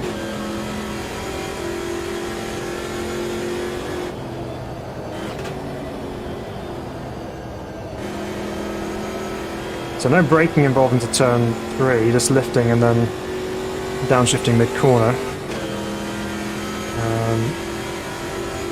So Catherine says, these Montanas with the side exhaust have some very nice reverb off the wall. Yeah, absolutely.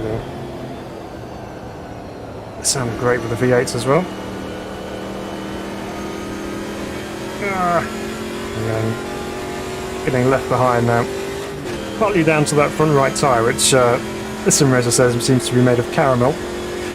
Probably a very good observation. Yeah, now we are completely lost.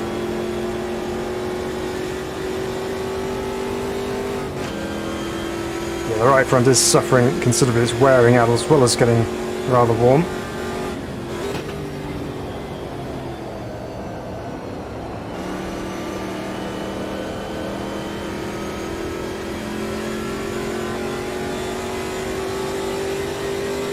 So Marty says, I try to drive safely, except within sight of Punky, then all bets are off.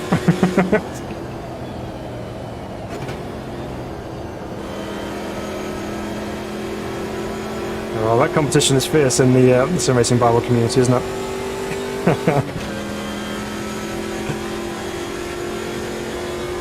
There we go, just like that, 10 laps done, and we finished dead last. So, again, just some fine-tuning needed on the AI, so need to drop it down even further to be able to live with any of that.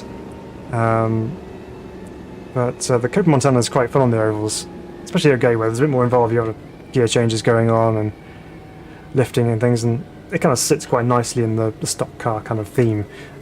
So that's quite a fun one to add to the list. I'd be interested to see what those are like on the super speedways as well when they're flat out.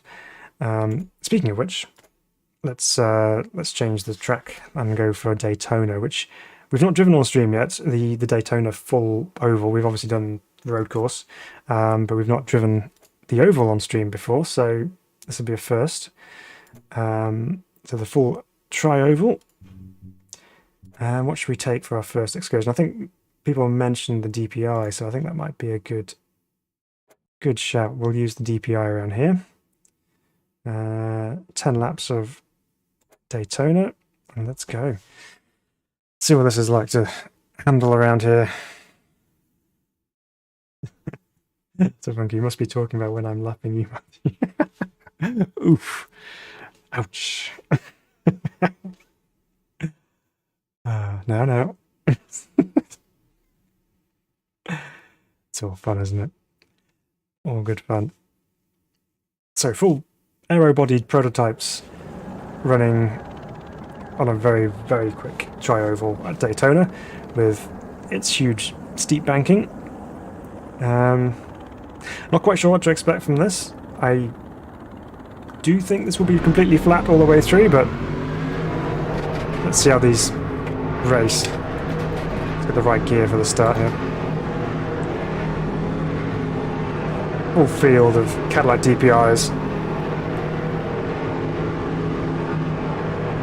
A nice long run up towards the start line for the beginning of the race, so we have time to compose ourselves, get our mindset in action. Look at this full packed crowd coming to see this DPI oval racing action. Okay, lights are on. Let's get ready to rumble. And just like that, we unleash the rumble on the thunder of the Cadillac DPI engine. I'm not sure I want to try bum drafting just yet. We may save that for later in the race. Oh, big bump on the inside there. Daytona is a lot rougher than the others. Either that or we're just going significantly quicker. So we're geared quite nicely here actually for the oval. We're not sitting on the limiter. And there's some room for some slipstreaming. But there's some dodgy lifting and braking going on from the AI. Let's drop down here. Yeah, that train's getting held back on the outside. It's going to go high now. This could all end in disaster. A nice look at the swooping canopy over the top of the DPI and all the aero work. Oh wow, they all checked up all of a sudden. No, go away. Just keep your foot in and just drive down to the apron. Everything's fine. Oh.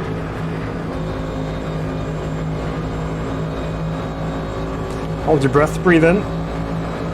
Oh, we're in the middle here. Don't twitch. Thank you. Whew. Okay, somehow we survived that.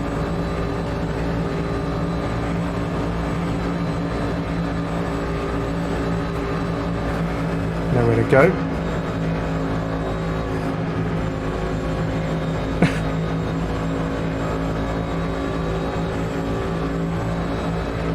Okay, let's see if we can just inch up behind this one and then... Oh, no room.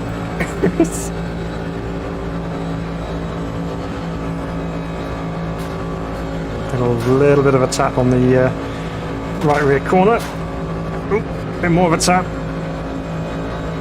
Stop flashing your brake lights at me.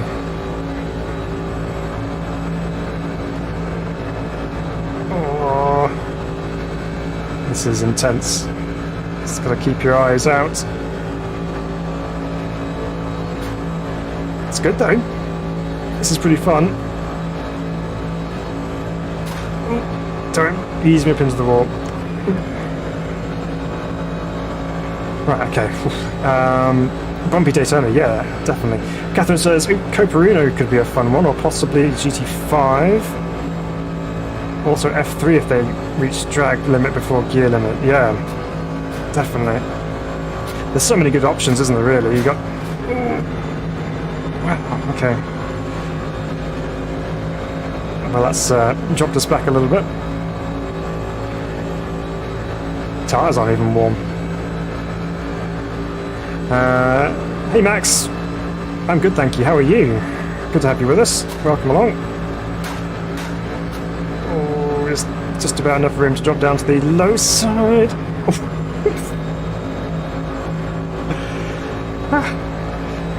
Live flashing before my eyes there. These DPI drivers are insane. 3 wide here. Let's go low. Oh no, we can't get low to the car there.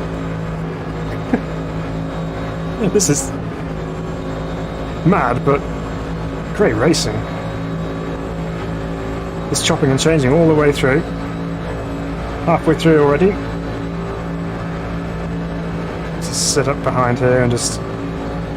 Wow, look at that, he's going for a run up the inside.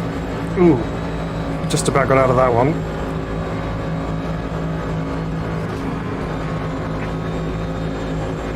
Right.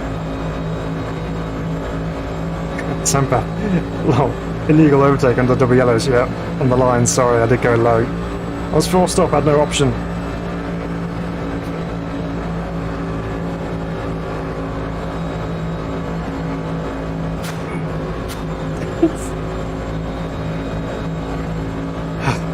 So Marty says, seeing these DPIs in the mirror isn't comfortable. I'm not watching that. I gotta admit, I'm not really paying much attention to the mirrors right now. More focused on avoiding the leaders. Right, here we go. We've got the clear line down the inside. Let's hold it down here. Made our move. It's so bumpy on the apron. Kind of on the low side. Right, we are clear in the lead, but I don't think that's going to last long. Nice to sit there like large sharks. There we go, yes, he's overtaken again on the inside. Let's keep it on the high side, keep our line, not make any sudden movements. We got a better run off the corner there, as you can see, so we ease ourselves back in the lead again.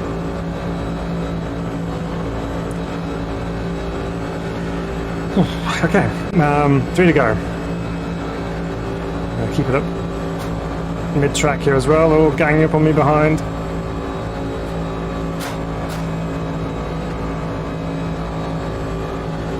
Pretty sure I got one to the left. Just can't quite hear him.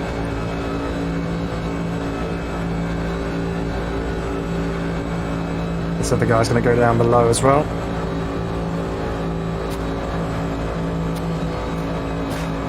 Keep it up high and hope we get that run off the corner again like that.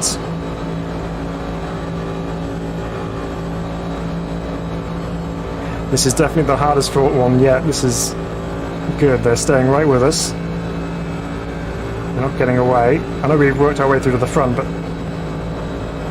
Oh wow, someone really checked up there. I still think we got someone on the low side. Yeah, there he is.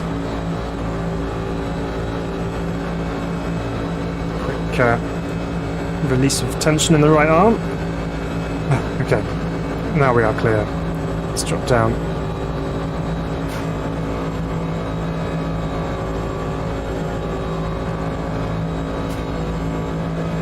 So obviously with these cars, with the aero they have on them, they should be producing quite a large wake off the back, so when you do get close to another car, it should pull you along quite nicely. Penultimate lap. There we go, they come back at us again. The blue one's going to go high here. Let's just keep it down the low side.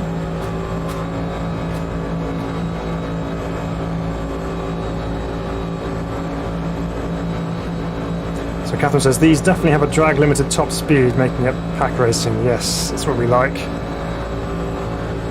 Because we're not hitting the limiter at all here. It's just sitting quite comfortably below it. I think the Fusca will be gear limited rather than drag limited. Here we go. Race is over. And we've just about pulled the win out of the bag. Oh, the AI were particularly pleased with that. Give me a good punch for my troubles. Well, that was good. It was really good.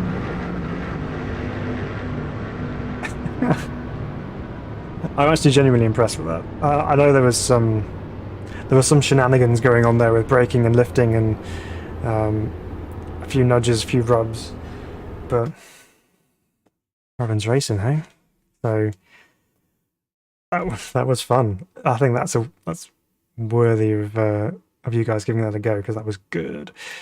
Right, well, first race of Daytona in the books, and that was a successful start. Let's see what else we can pull in around here. I might go with one of Catherine's suggestions, actually, the Copa Uno or the F3s. You might do some F3s, I think, for this one. And with the F3s, of course, we can have the two different body shapes, the F301 and the F309. So the 301 is a 2001 car, and the 309 being a 2009 car, so it's a slightly newer design, slightly different aero shape. So in theory, the F309 should be a little bit more optimized in its aerodynamics, but maybe the more basic aerodynamics are more suited to the ovals. We'll find out. We're going to run let's run the 309 and make sure we've got it on the same class. Yep, so we have both of them on there, and then yeah, let's go. 10 laps of Daytona in the F3s. This should be an interesting experiment. So what we'll do, let's turn out. There we go. So what we'll do is we'll try this one, and then we're going to do some multi-class racing just to give a little bit of a fiery ending for our stream this evening, just to see how that all goes. We've had some exciting moments with some of these cars. And I think when we throw a multitude of different classes on track at once, that's where things could get, yeah, rather interesting. Okay, so we're starting P16 for this one. It's an interesting back of the grid position, but never mind. On the outside here. So they run some lower formula single-seater type cars on the ovals, such as Indy Lights. So this is probably going to be fairly similar, but let's see how these F3 cars get on around Daytona.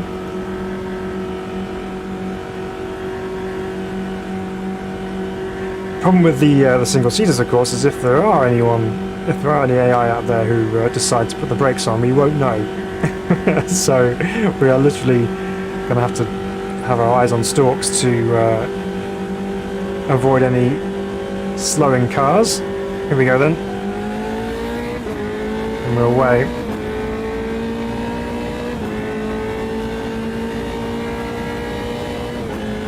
Up into sixth gear very quickly.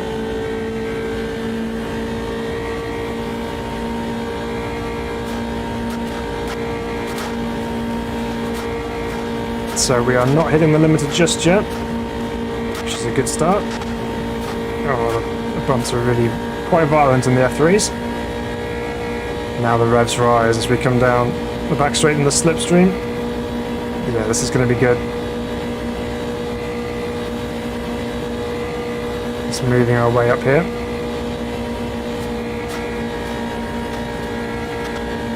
Germany's on the 301 as it's Sampath. Okay. Oh goodness. Oh, we got some cars hooked together. Just tell that the front wheels were turning into the one on the outside on that red F3. So they managed to detach themselves. Open wheel racing on ovals really is just absolutely insane, isn't it? And so many things can go wrong if you just catch another car's tyre wrong and you're up and over.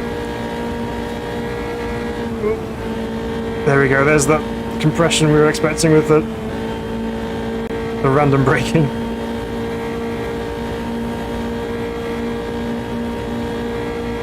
Okay. Got ourselves a nice clear view until now. Little nudge.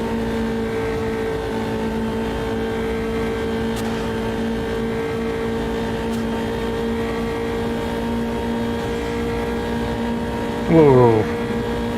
All of a sudden, that one disappeared. Oh, he's going below the double yellows.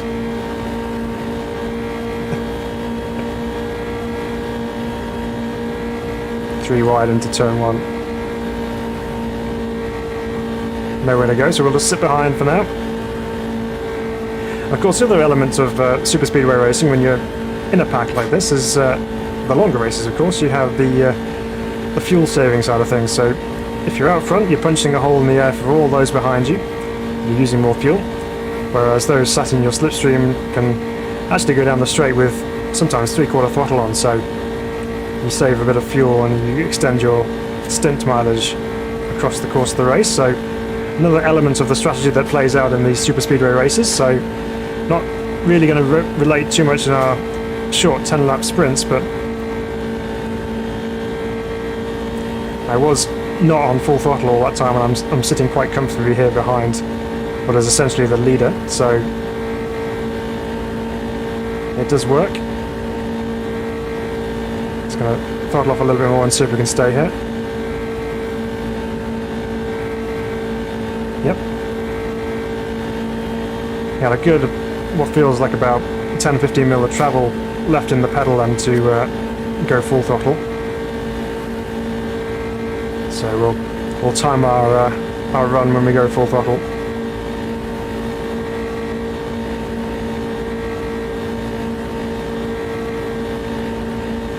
So Catherine says they bump draft F3s at Monza, so I'm sure it's fine here, right? Yeah, absolutely.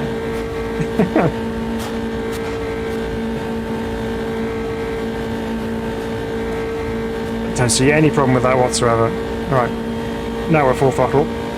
Look at the increase in speed there then. So we're now out in front. Let's see if they can stay with us. Of course, now I've got to keep the pedal completely down just to maintain our position, so we'll see what happens from here. Got to run, says Marty. Cheers. Oh, no problem. Thanks very much for joining us, Marty. You go and have a good evening or whatever you're up to. Thanks for joining us. There we go. I can just see in the mirrors that red car is gaining.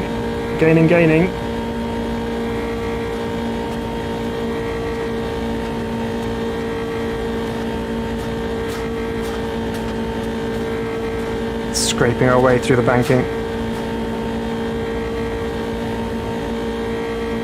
So there's a few of them all together. There's one right with us as well, so it's not all going our own way at the moment.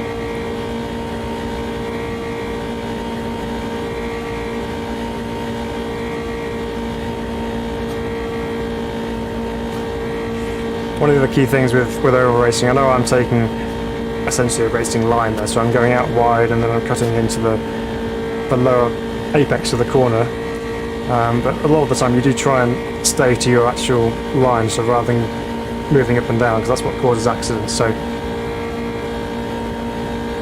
here we go, they're coming at me, so I'm going to keep my line here. There's one on the inside. It's that red one that was having a go at us earlier. So now I'm going to keep myself just down below this white line here, just keep my line through the tri-oval. Still have the lead. Not by much.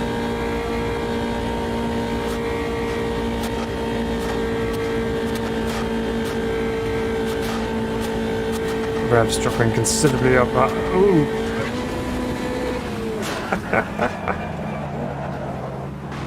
And that one's turned us into the wall very, very quickly. No caution though. That's really broken us away from the pack, or the leaders anyway. Somehow, we're still going. I don't think the damage is quite up as high as it could be,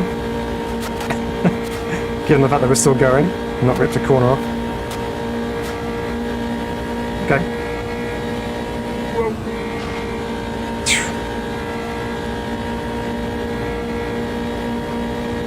There's a couple of the 301s in front of us here.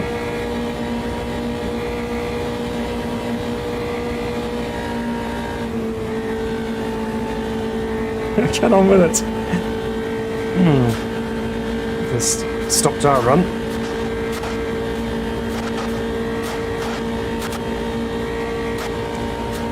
If there was a snake-like draft like at Indy, that would be impressive. Yeah. So you can't turn away for a moment, even to cough. Just looking for a bum draft, that's all it is.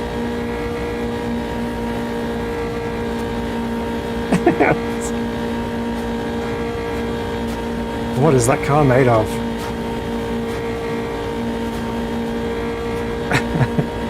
Some sturdy stuff, that's for sure. Wow. They all got tangled up.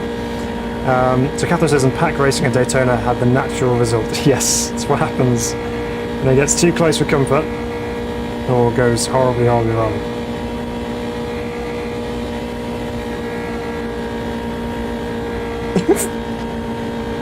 So I'll put the dive in there.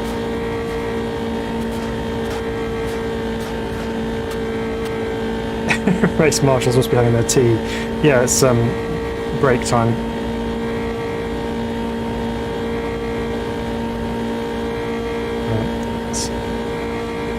Let's take our usual line into the banking. Okay, we're still in P6. Let's see if we can pull in this other guy ahead of us.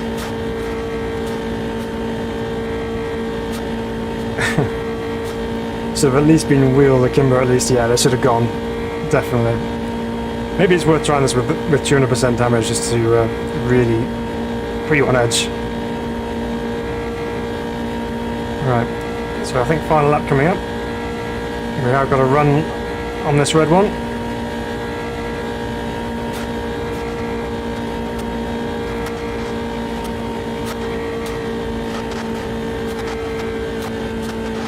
Bumps are very, very strong here at Daytona. It's just cars in your mirrors, cars all over the place. 3 markers behind me. Let's see if we can snag this 5th position on the line here.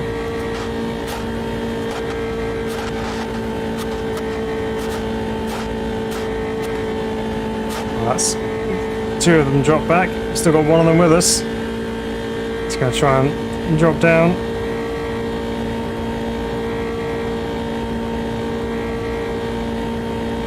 There we go. We've managed to... Ooh, it's a dirty front end on that one. Few spots of rain. I don't know. There's something on the nose cone there, isn't there? I don't think it's rain. I haven't got it set for rain. I wonder whether it's I wonder whether it's oil.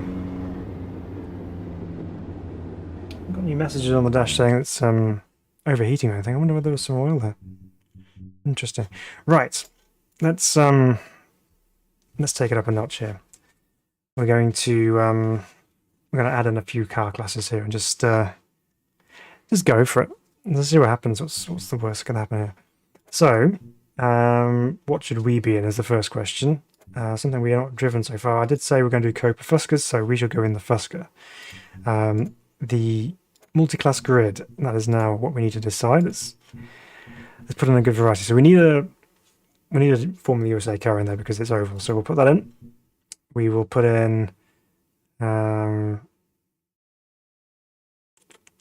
what should we put in? Let's put in Caterhams Superlights.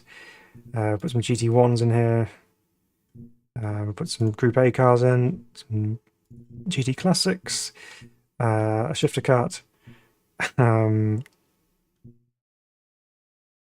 some Super V8s, some Formula Retros,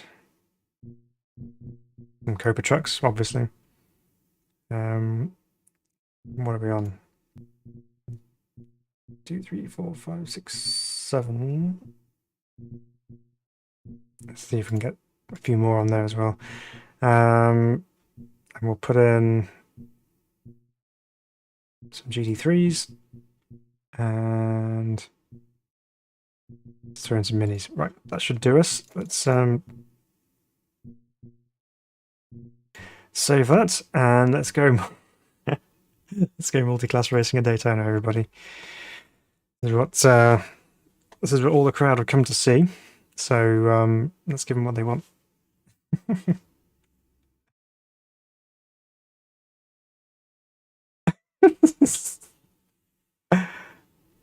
Anyone tested rain much at my can't quite see what that says there. I'll have to look at that in a second. But he says, I think it just feels tears you're seeing speed. Yes.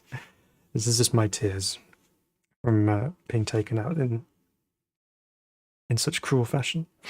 Right. Okay. Here's our mixed grid of goodness.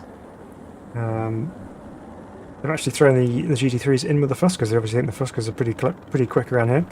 So we've got some supercarts on as well. Don't remember clicking supercarts.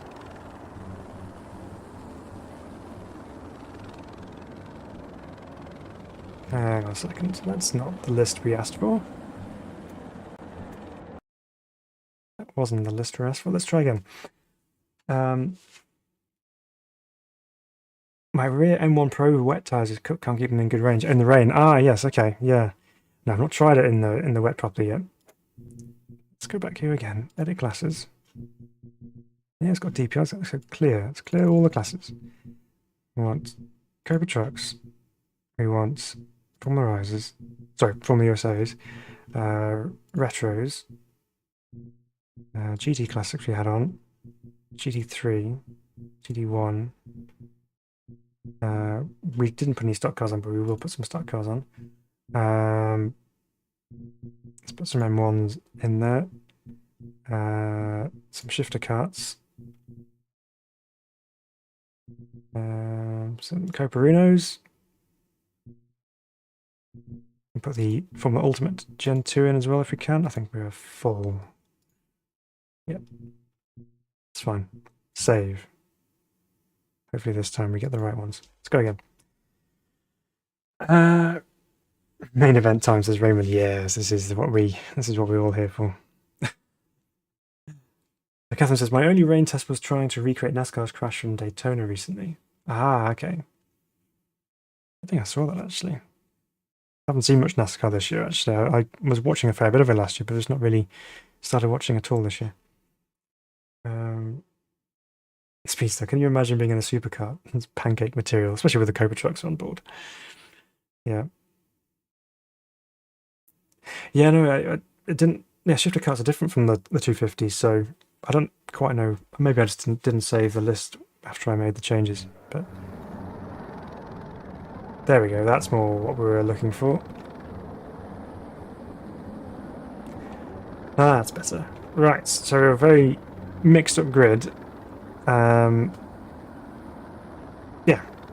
Predictions. If anyone's got any predictions, please go ahead and put them in the comments. I am not going to predict anything because I, quite frankly, have no clue what's going to happen here.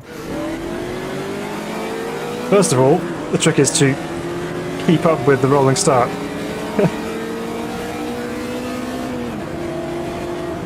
Rolling start's going to be taken in 4th gear, maybe. So we've got 10 laps, but we're not going to get full 10 laps because the faster cars are going to have that off us. Look at this beautiful array of cars on the grid.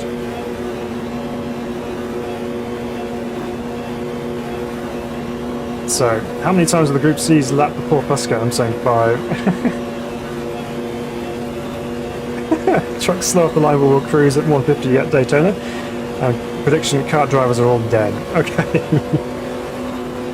Let's go, little Fusca. Watch the chaos unfold as everyone tries to get past the Fuscas in front of us. Okay.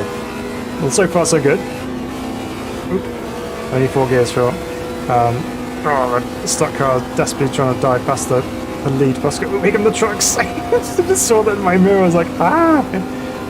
Look at that thing go.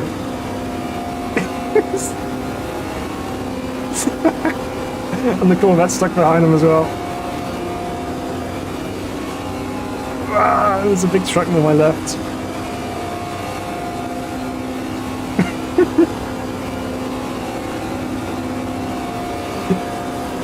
Go on, truck, just pull out and overtake him. It's only a Fusca. Oh, the Porsche sideways. That's a lot of weight coming hurtling past me on the inside. Okay. We're pretty much last of all the cars. I know the karts are going to be behind us, but the truck's busy blocking everyone's vision with the smoke. Blue flag. Here come the karts already, the champ cars. Ooh, it's a big sideways moment for the trucks. Now the champ cars are going to pick their way through all this mess. Oh, look at that, a big lead change right there. Got stuck behind the Fusca and the third place car became the leader. Look at them all ducking and diving.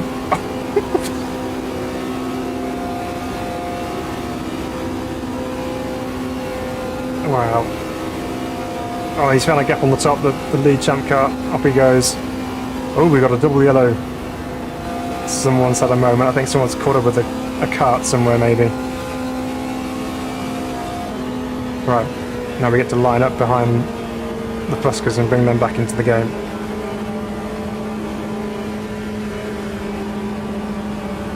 Full course yellow, no overtaking, whereas everyone else behind us, here they come.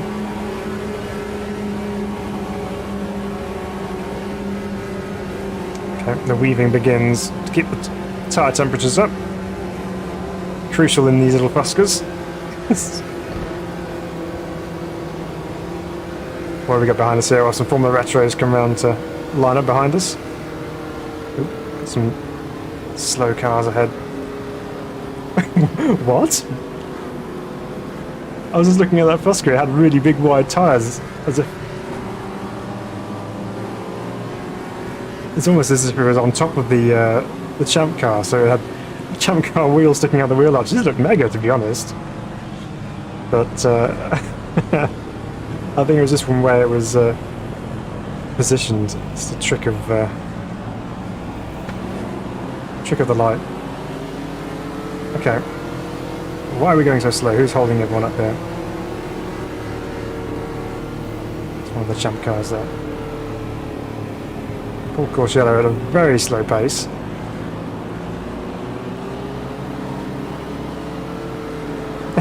Fusca warming its tyres. In vain, I think, says Funky. Yeah. Not really necessary. I suspect we'll probably go green at the end of this lap if we ever get there. Cruising around at 20 miles an hour.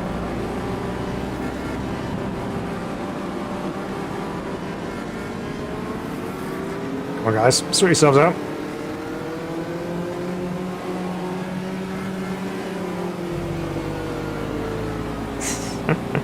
So everyone's forming behind us now. We've got the karts who have joined us. And there's some GT1s and some pro cars. Oh, it's such a nice looking grid. Stop. We just kind of accelerate away and then it all of a sudden comes to a complete standstill. Look at those guys, they're loving it, see? Didn't think you could stand there, but okay. Yeah. Yeah, great view from that.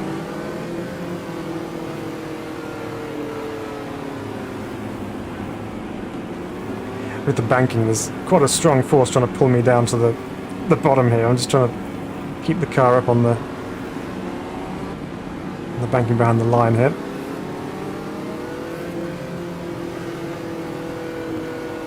So there we go, racing will resume at the end of this lap, so not too much further to go. Just 3/4 of a lap. Come on, leader. Everyone's tyres are cooling off here. I didn't see that coming before. Syrup on that pancake. Yes, copious amounts of syrup.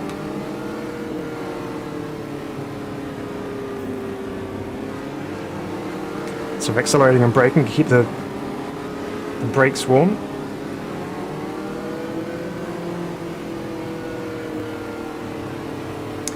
So we take this opportunity while we've got some slow time. What do we think of the oval racing in Automobilista 2? I think it's a different dynamic. It's different stuff altogether from what we're used to within the sim, but I think it's really a really fun little addition to the title. You can do so much with it, and as you can see, we've seen several cars this evening which have really worked quite nicely on the ovals. I think the minis were great fun around Gateway. We just needed to get the AI ability sorted out with that one, but that was good fun. Copa Montanas are good. The Copa trucks were good as well. Gateway certainly throws up a lot more exciting racing. I mean, Fontana was pretty fun. Yeah, I think there's some really fun combos out there to be had with the ovals. And obviously, I've seen on the Facebook group someone's posted a picture of oval racing at night in the rain, which of course they don't do because you don't race in the rain on ovals. But that would be something quite spectacular. Trying to keep these champ cars and things in line in the wet conditions.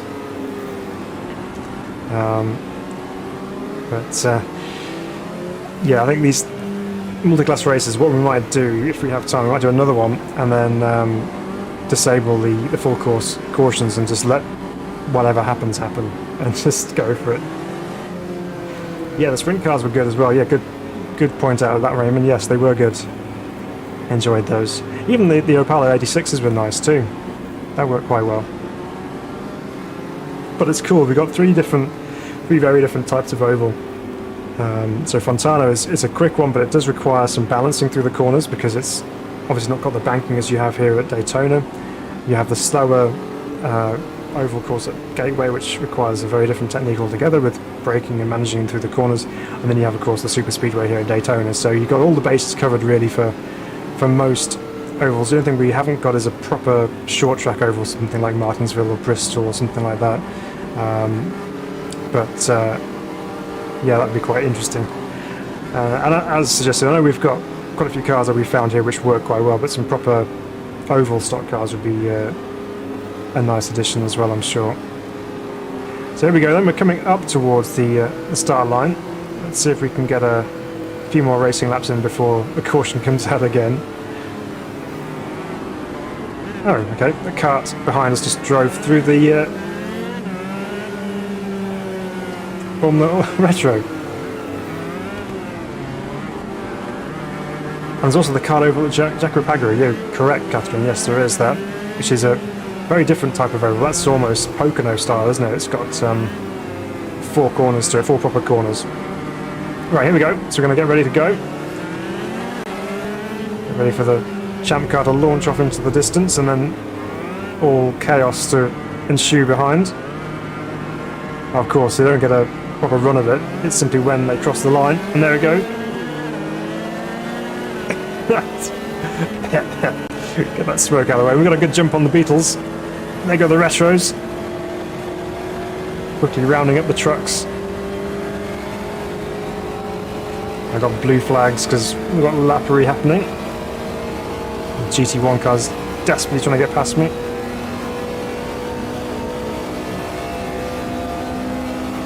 There he goes. Load of 79 Pro cars howling away. There goes the long-tail McLaren and the Corvette keeping up with. Look at that go! Wow, we know that thing's fast in a straight line. There's the Merc GT3, another one. Oh, the M1 Pro car's giving him a hard time as well. So the stock cars, the GT3s and the Pro cars are quite nicely mixed together actually. There goes Funky's 911. So Speedstar says, I'm very new to MS2. I've just made the jump to sim racing. First season of iRacing from SimK's like GT. Enjoying it so far. Good, excellent stuff. I'm glad you're enjoying it. It's a very exciting world of sim racing. There's so much to amuse and entertain. Honestly thought I was going to get pancaked by that truck behind us then. There goes the champ car again. So we're now 2 laps down. But yeah, there's so much to delve into with sim racing, and glad you found AMS2 because it's a real gem. This poor little Fusker engine is being revved to death.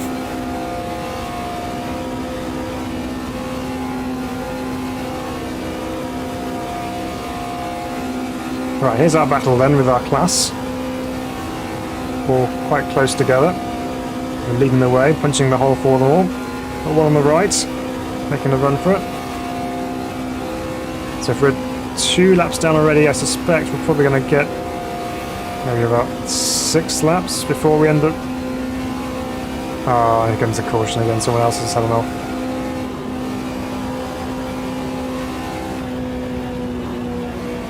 Well, maybe multi-class racing with the full course cautions isn't the greatest idea with the AI, but let's get ourselves to the line, and then so what we'll do is we'll come out and we'll do some more multi-class racing, but this time we'll go one of the quicker cars and try and pick our way through. So let's see how that goes, and we'll turn off full course yellows as well. Let's see. It is good fun with the multi-class though. It adds an extra element to it. Rules and regs, full course yellows, no. This time we're going to go in. We're going to go in the. Where's it gone? Formula Ultimate Gen 2s. We'll keep the same classes on track because that was quite good. So here we go. And yeah, this time we should be right in the thick of the action, trying to come through and overtake everybody. But yeah, at least the caution flag is working. You're right, Raymond. Absolutely. The speed size, it's cheaper than tracking. Oh, again, can't read that. It's underneath the text there. I'll wait till I get into the car and I'll read that out. But obviously, we drove the new Formula Race Room X22 just recently, which is the new Formula 1 regulation car for Race Room. So interesting to jump back in this one again and just see the difference. That Race Room version of the car is very, very difficult to drive fast, but it's very, very nice indeed. Things are taking their time loading in here. I suspect we may have a crash on our hands potentially.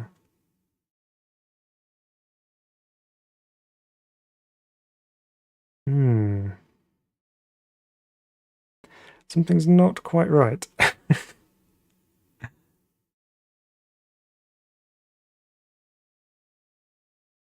Okay. Let's see if there's any.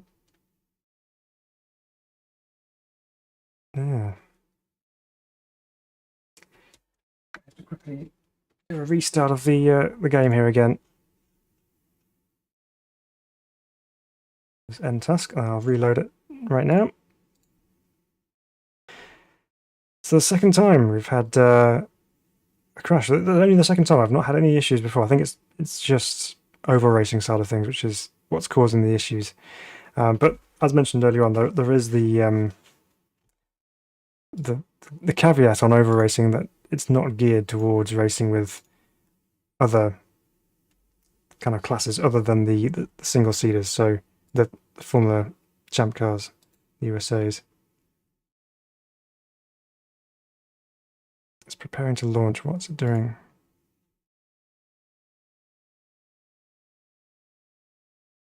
Okay, let's try again.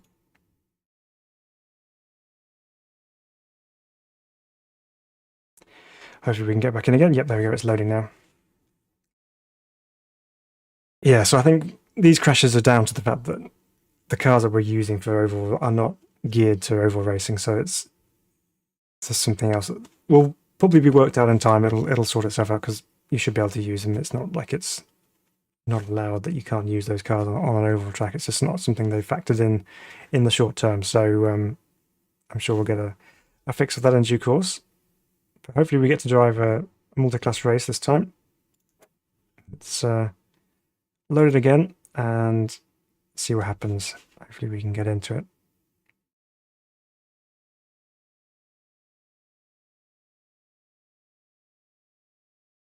Yep, there we go. It's loading this time, which is good.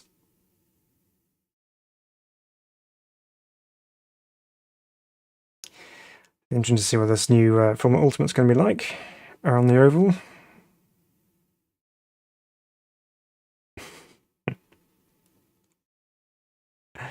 It's definitely loading a lot slower than it was, but I think it's just the number of cars we have selected.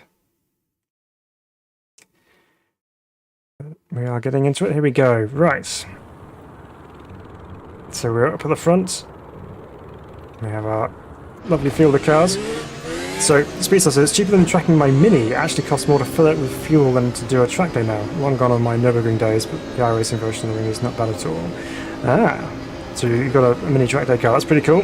Yeah, it's an expensive hobby. But at least you get to do it virtually now, which is good. Okay, so we're on the run up to start line here. We have got the Formula USA cars as well as the Formula Ultimates, so it'll be interesting to see how the two of them compare. And also how we can pick our way through the slower cars or karts or trucks. That's the key. So let's see what happens here. We've got no cautions. We're simply just going to let it rip and go for it. Oh, we got the jump.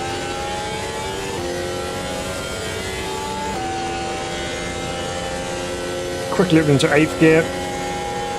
Wow, the champ car's quick.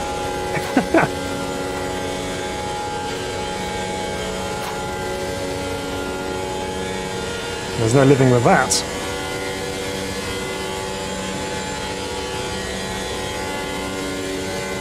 Maybe the traffic will come into play for us.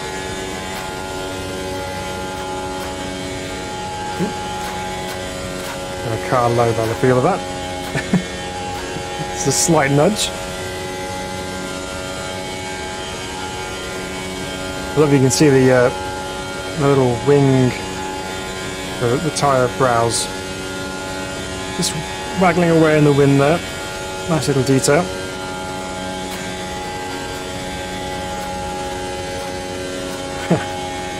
Catherine says the F Classic Gen 1 is almost as fast as Formula USA for a lap and a half.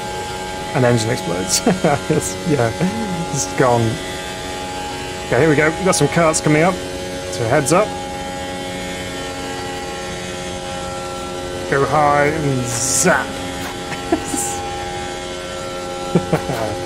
That's got it. Let's give him some breathing room. What's next on the agenda for lappery? I can see some trucks coming.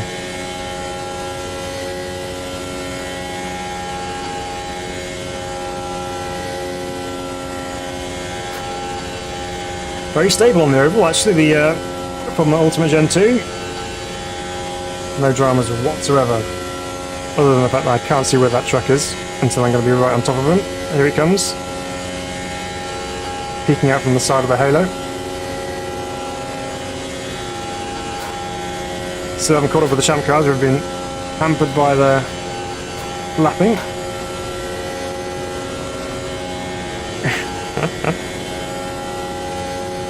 Currently sitting about 197 miles an hour.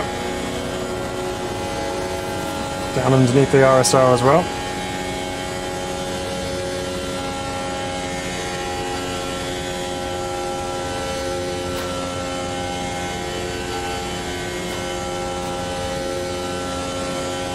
Right, it's getting a bit busier up in front now. Let's, whoa, we're not braking. Ah, it's got the cart in the way. Oh no, split the two of them. There we go.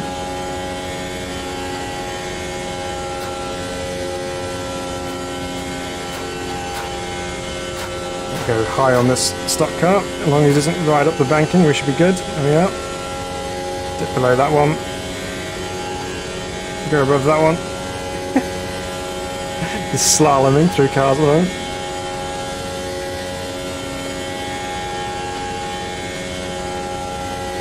The GT3s, big M6. Excuse me, coming through. And the Pro cars, and here comes the Lotus 79 as well. Ground effects, old and new. Ooh. Oh! One of the champ cars is broken. Oh, the engine's let go on that champ car.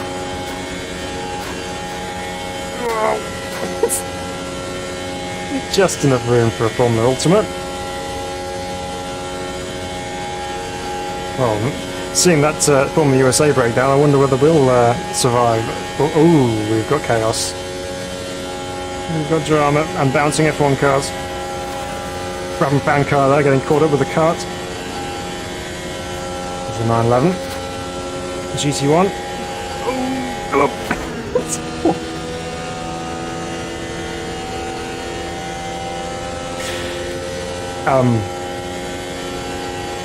Oh, rest in peace to that Kart driver. That was a good example of proof as to why multi-class racing between karts and Formula 1 cars on ovals never happens in real life. Just as well that kart driver was wearing his hands device, is all I can say. Yeah, that's one gone. Wouldn't be surprised if I launched him over the catch fencing.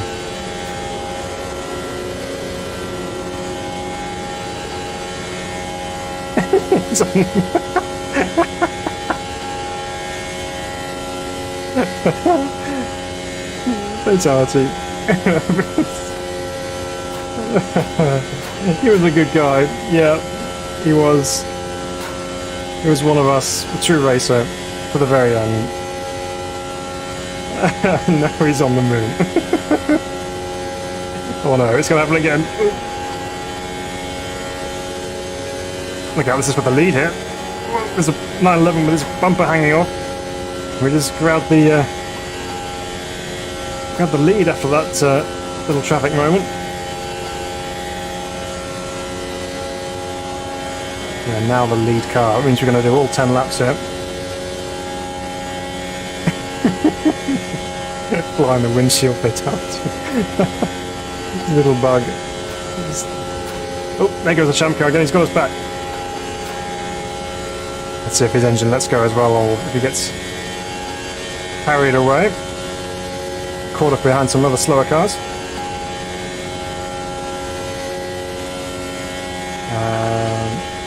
Catherine says, I may have gone bowling in AMS1 with a field of rental carts on one Red Bull X 2010. Kart bowling. Amazing.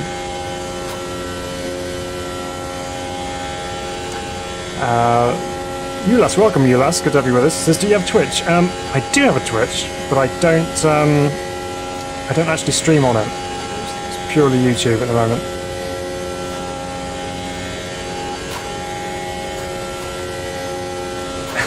Speedstar says 50 points if you get all three. Oh my word, look at this lot. Don't come up, don't! Here's our leader, let's see if we can round him up. He's got stuck behind the M1 Pro car.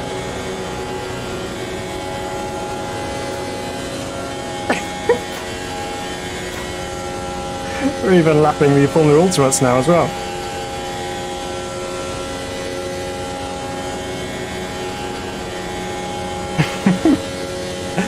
One great thing about the Formula Ultimate is the very positive steering, which is quite easy to just whip around some of these cars.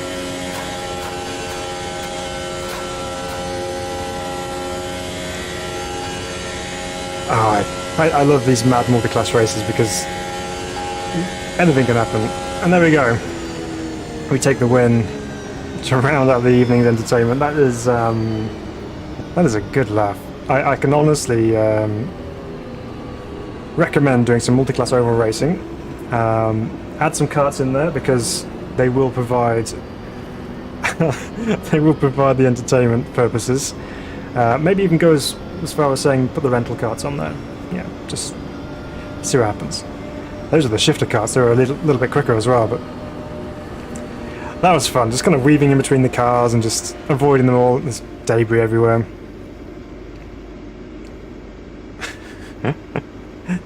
Even at this speed, at 53 mph, those wheel rails are wobbling away. But there we go. That's some mad multiclass racing on ovals.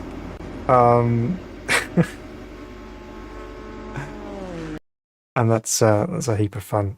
Tommy Gunn finished second. Good on you, Tommy.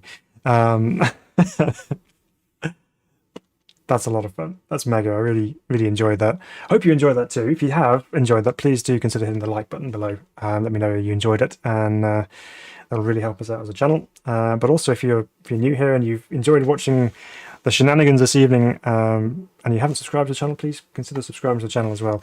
But I really appreciate all you guys and for your support and for sticking with us and enjoying some fun Automobilista 2 racing this evening. I've certainly enjoyed that a lot. Stay tuned, we'll be doing some more community races in the coming future very soon. There should be some more recorded videos coming out very soon as well, because I've been a big recording session on Monday. So yeah, lots more to come from Sim Racing Bible in the future, so stay tuned for that, and we'll look forward to seeing you next time. But until then, enjoy the rest of your weekend, and take care of yourselves, and we will see you next time. But for now, it's bye-bye from me. Take care. See you next time.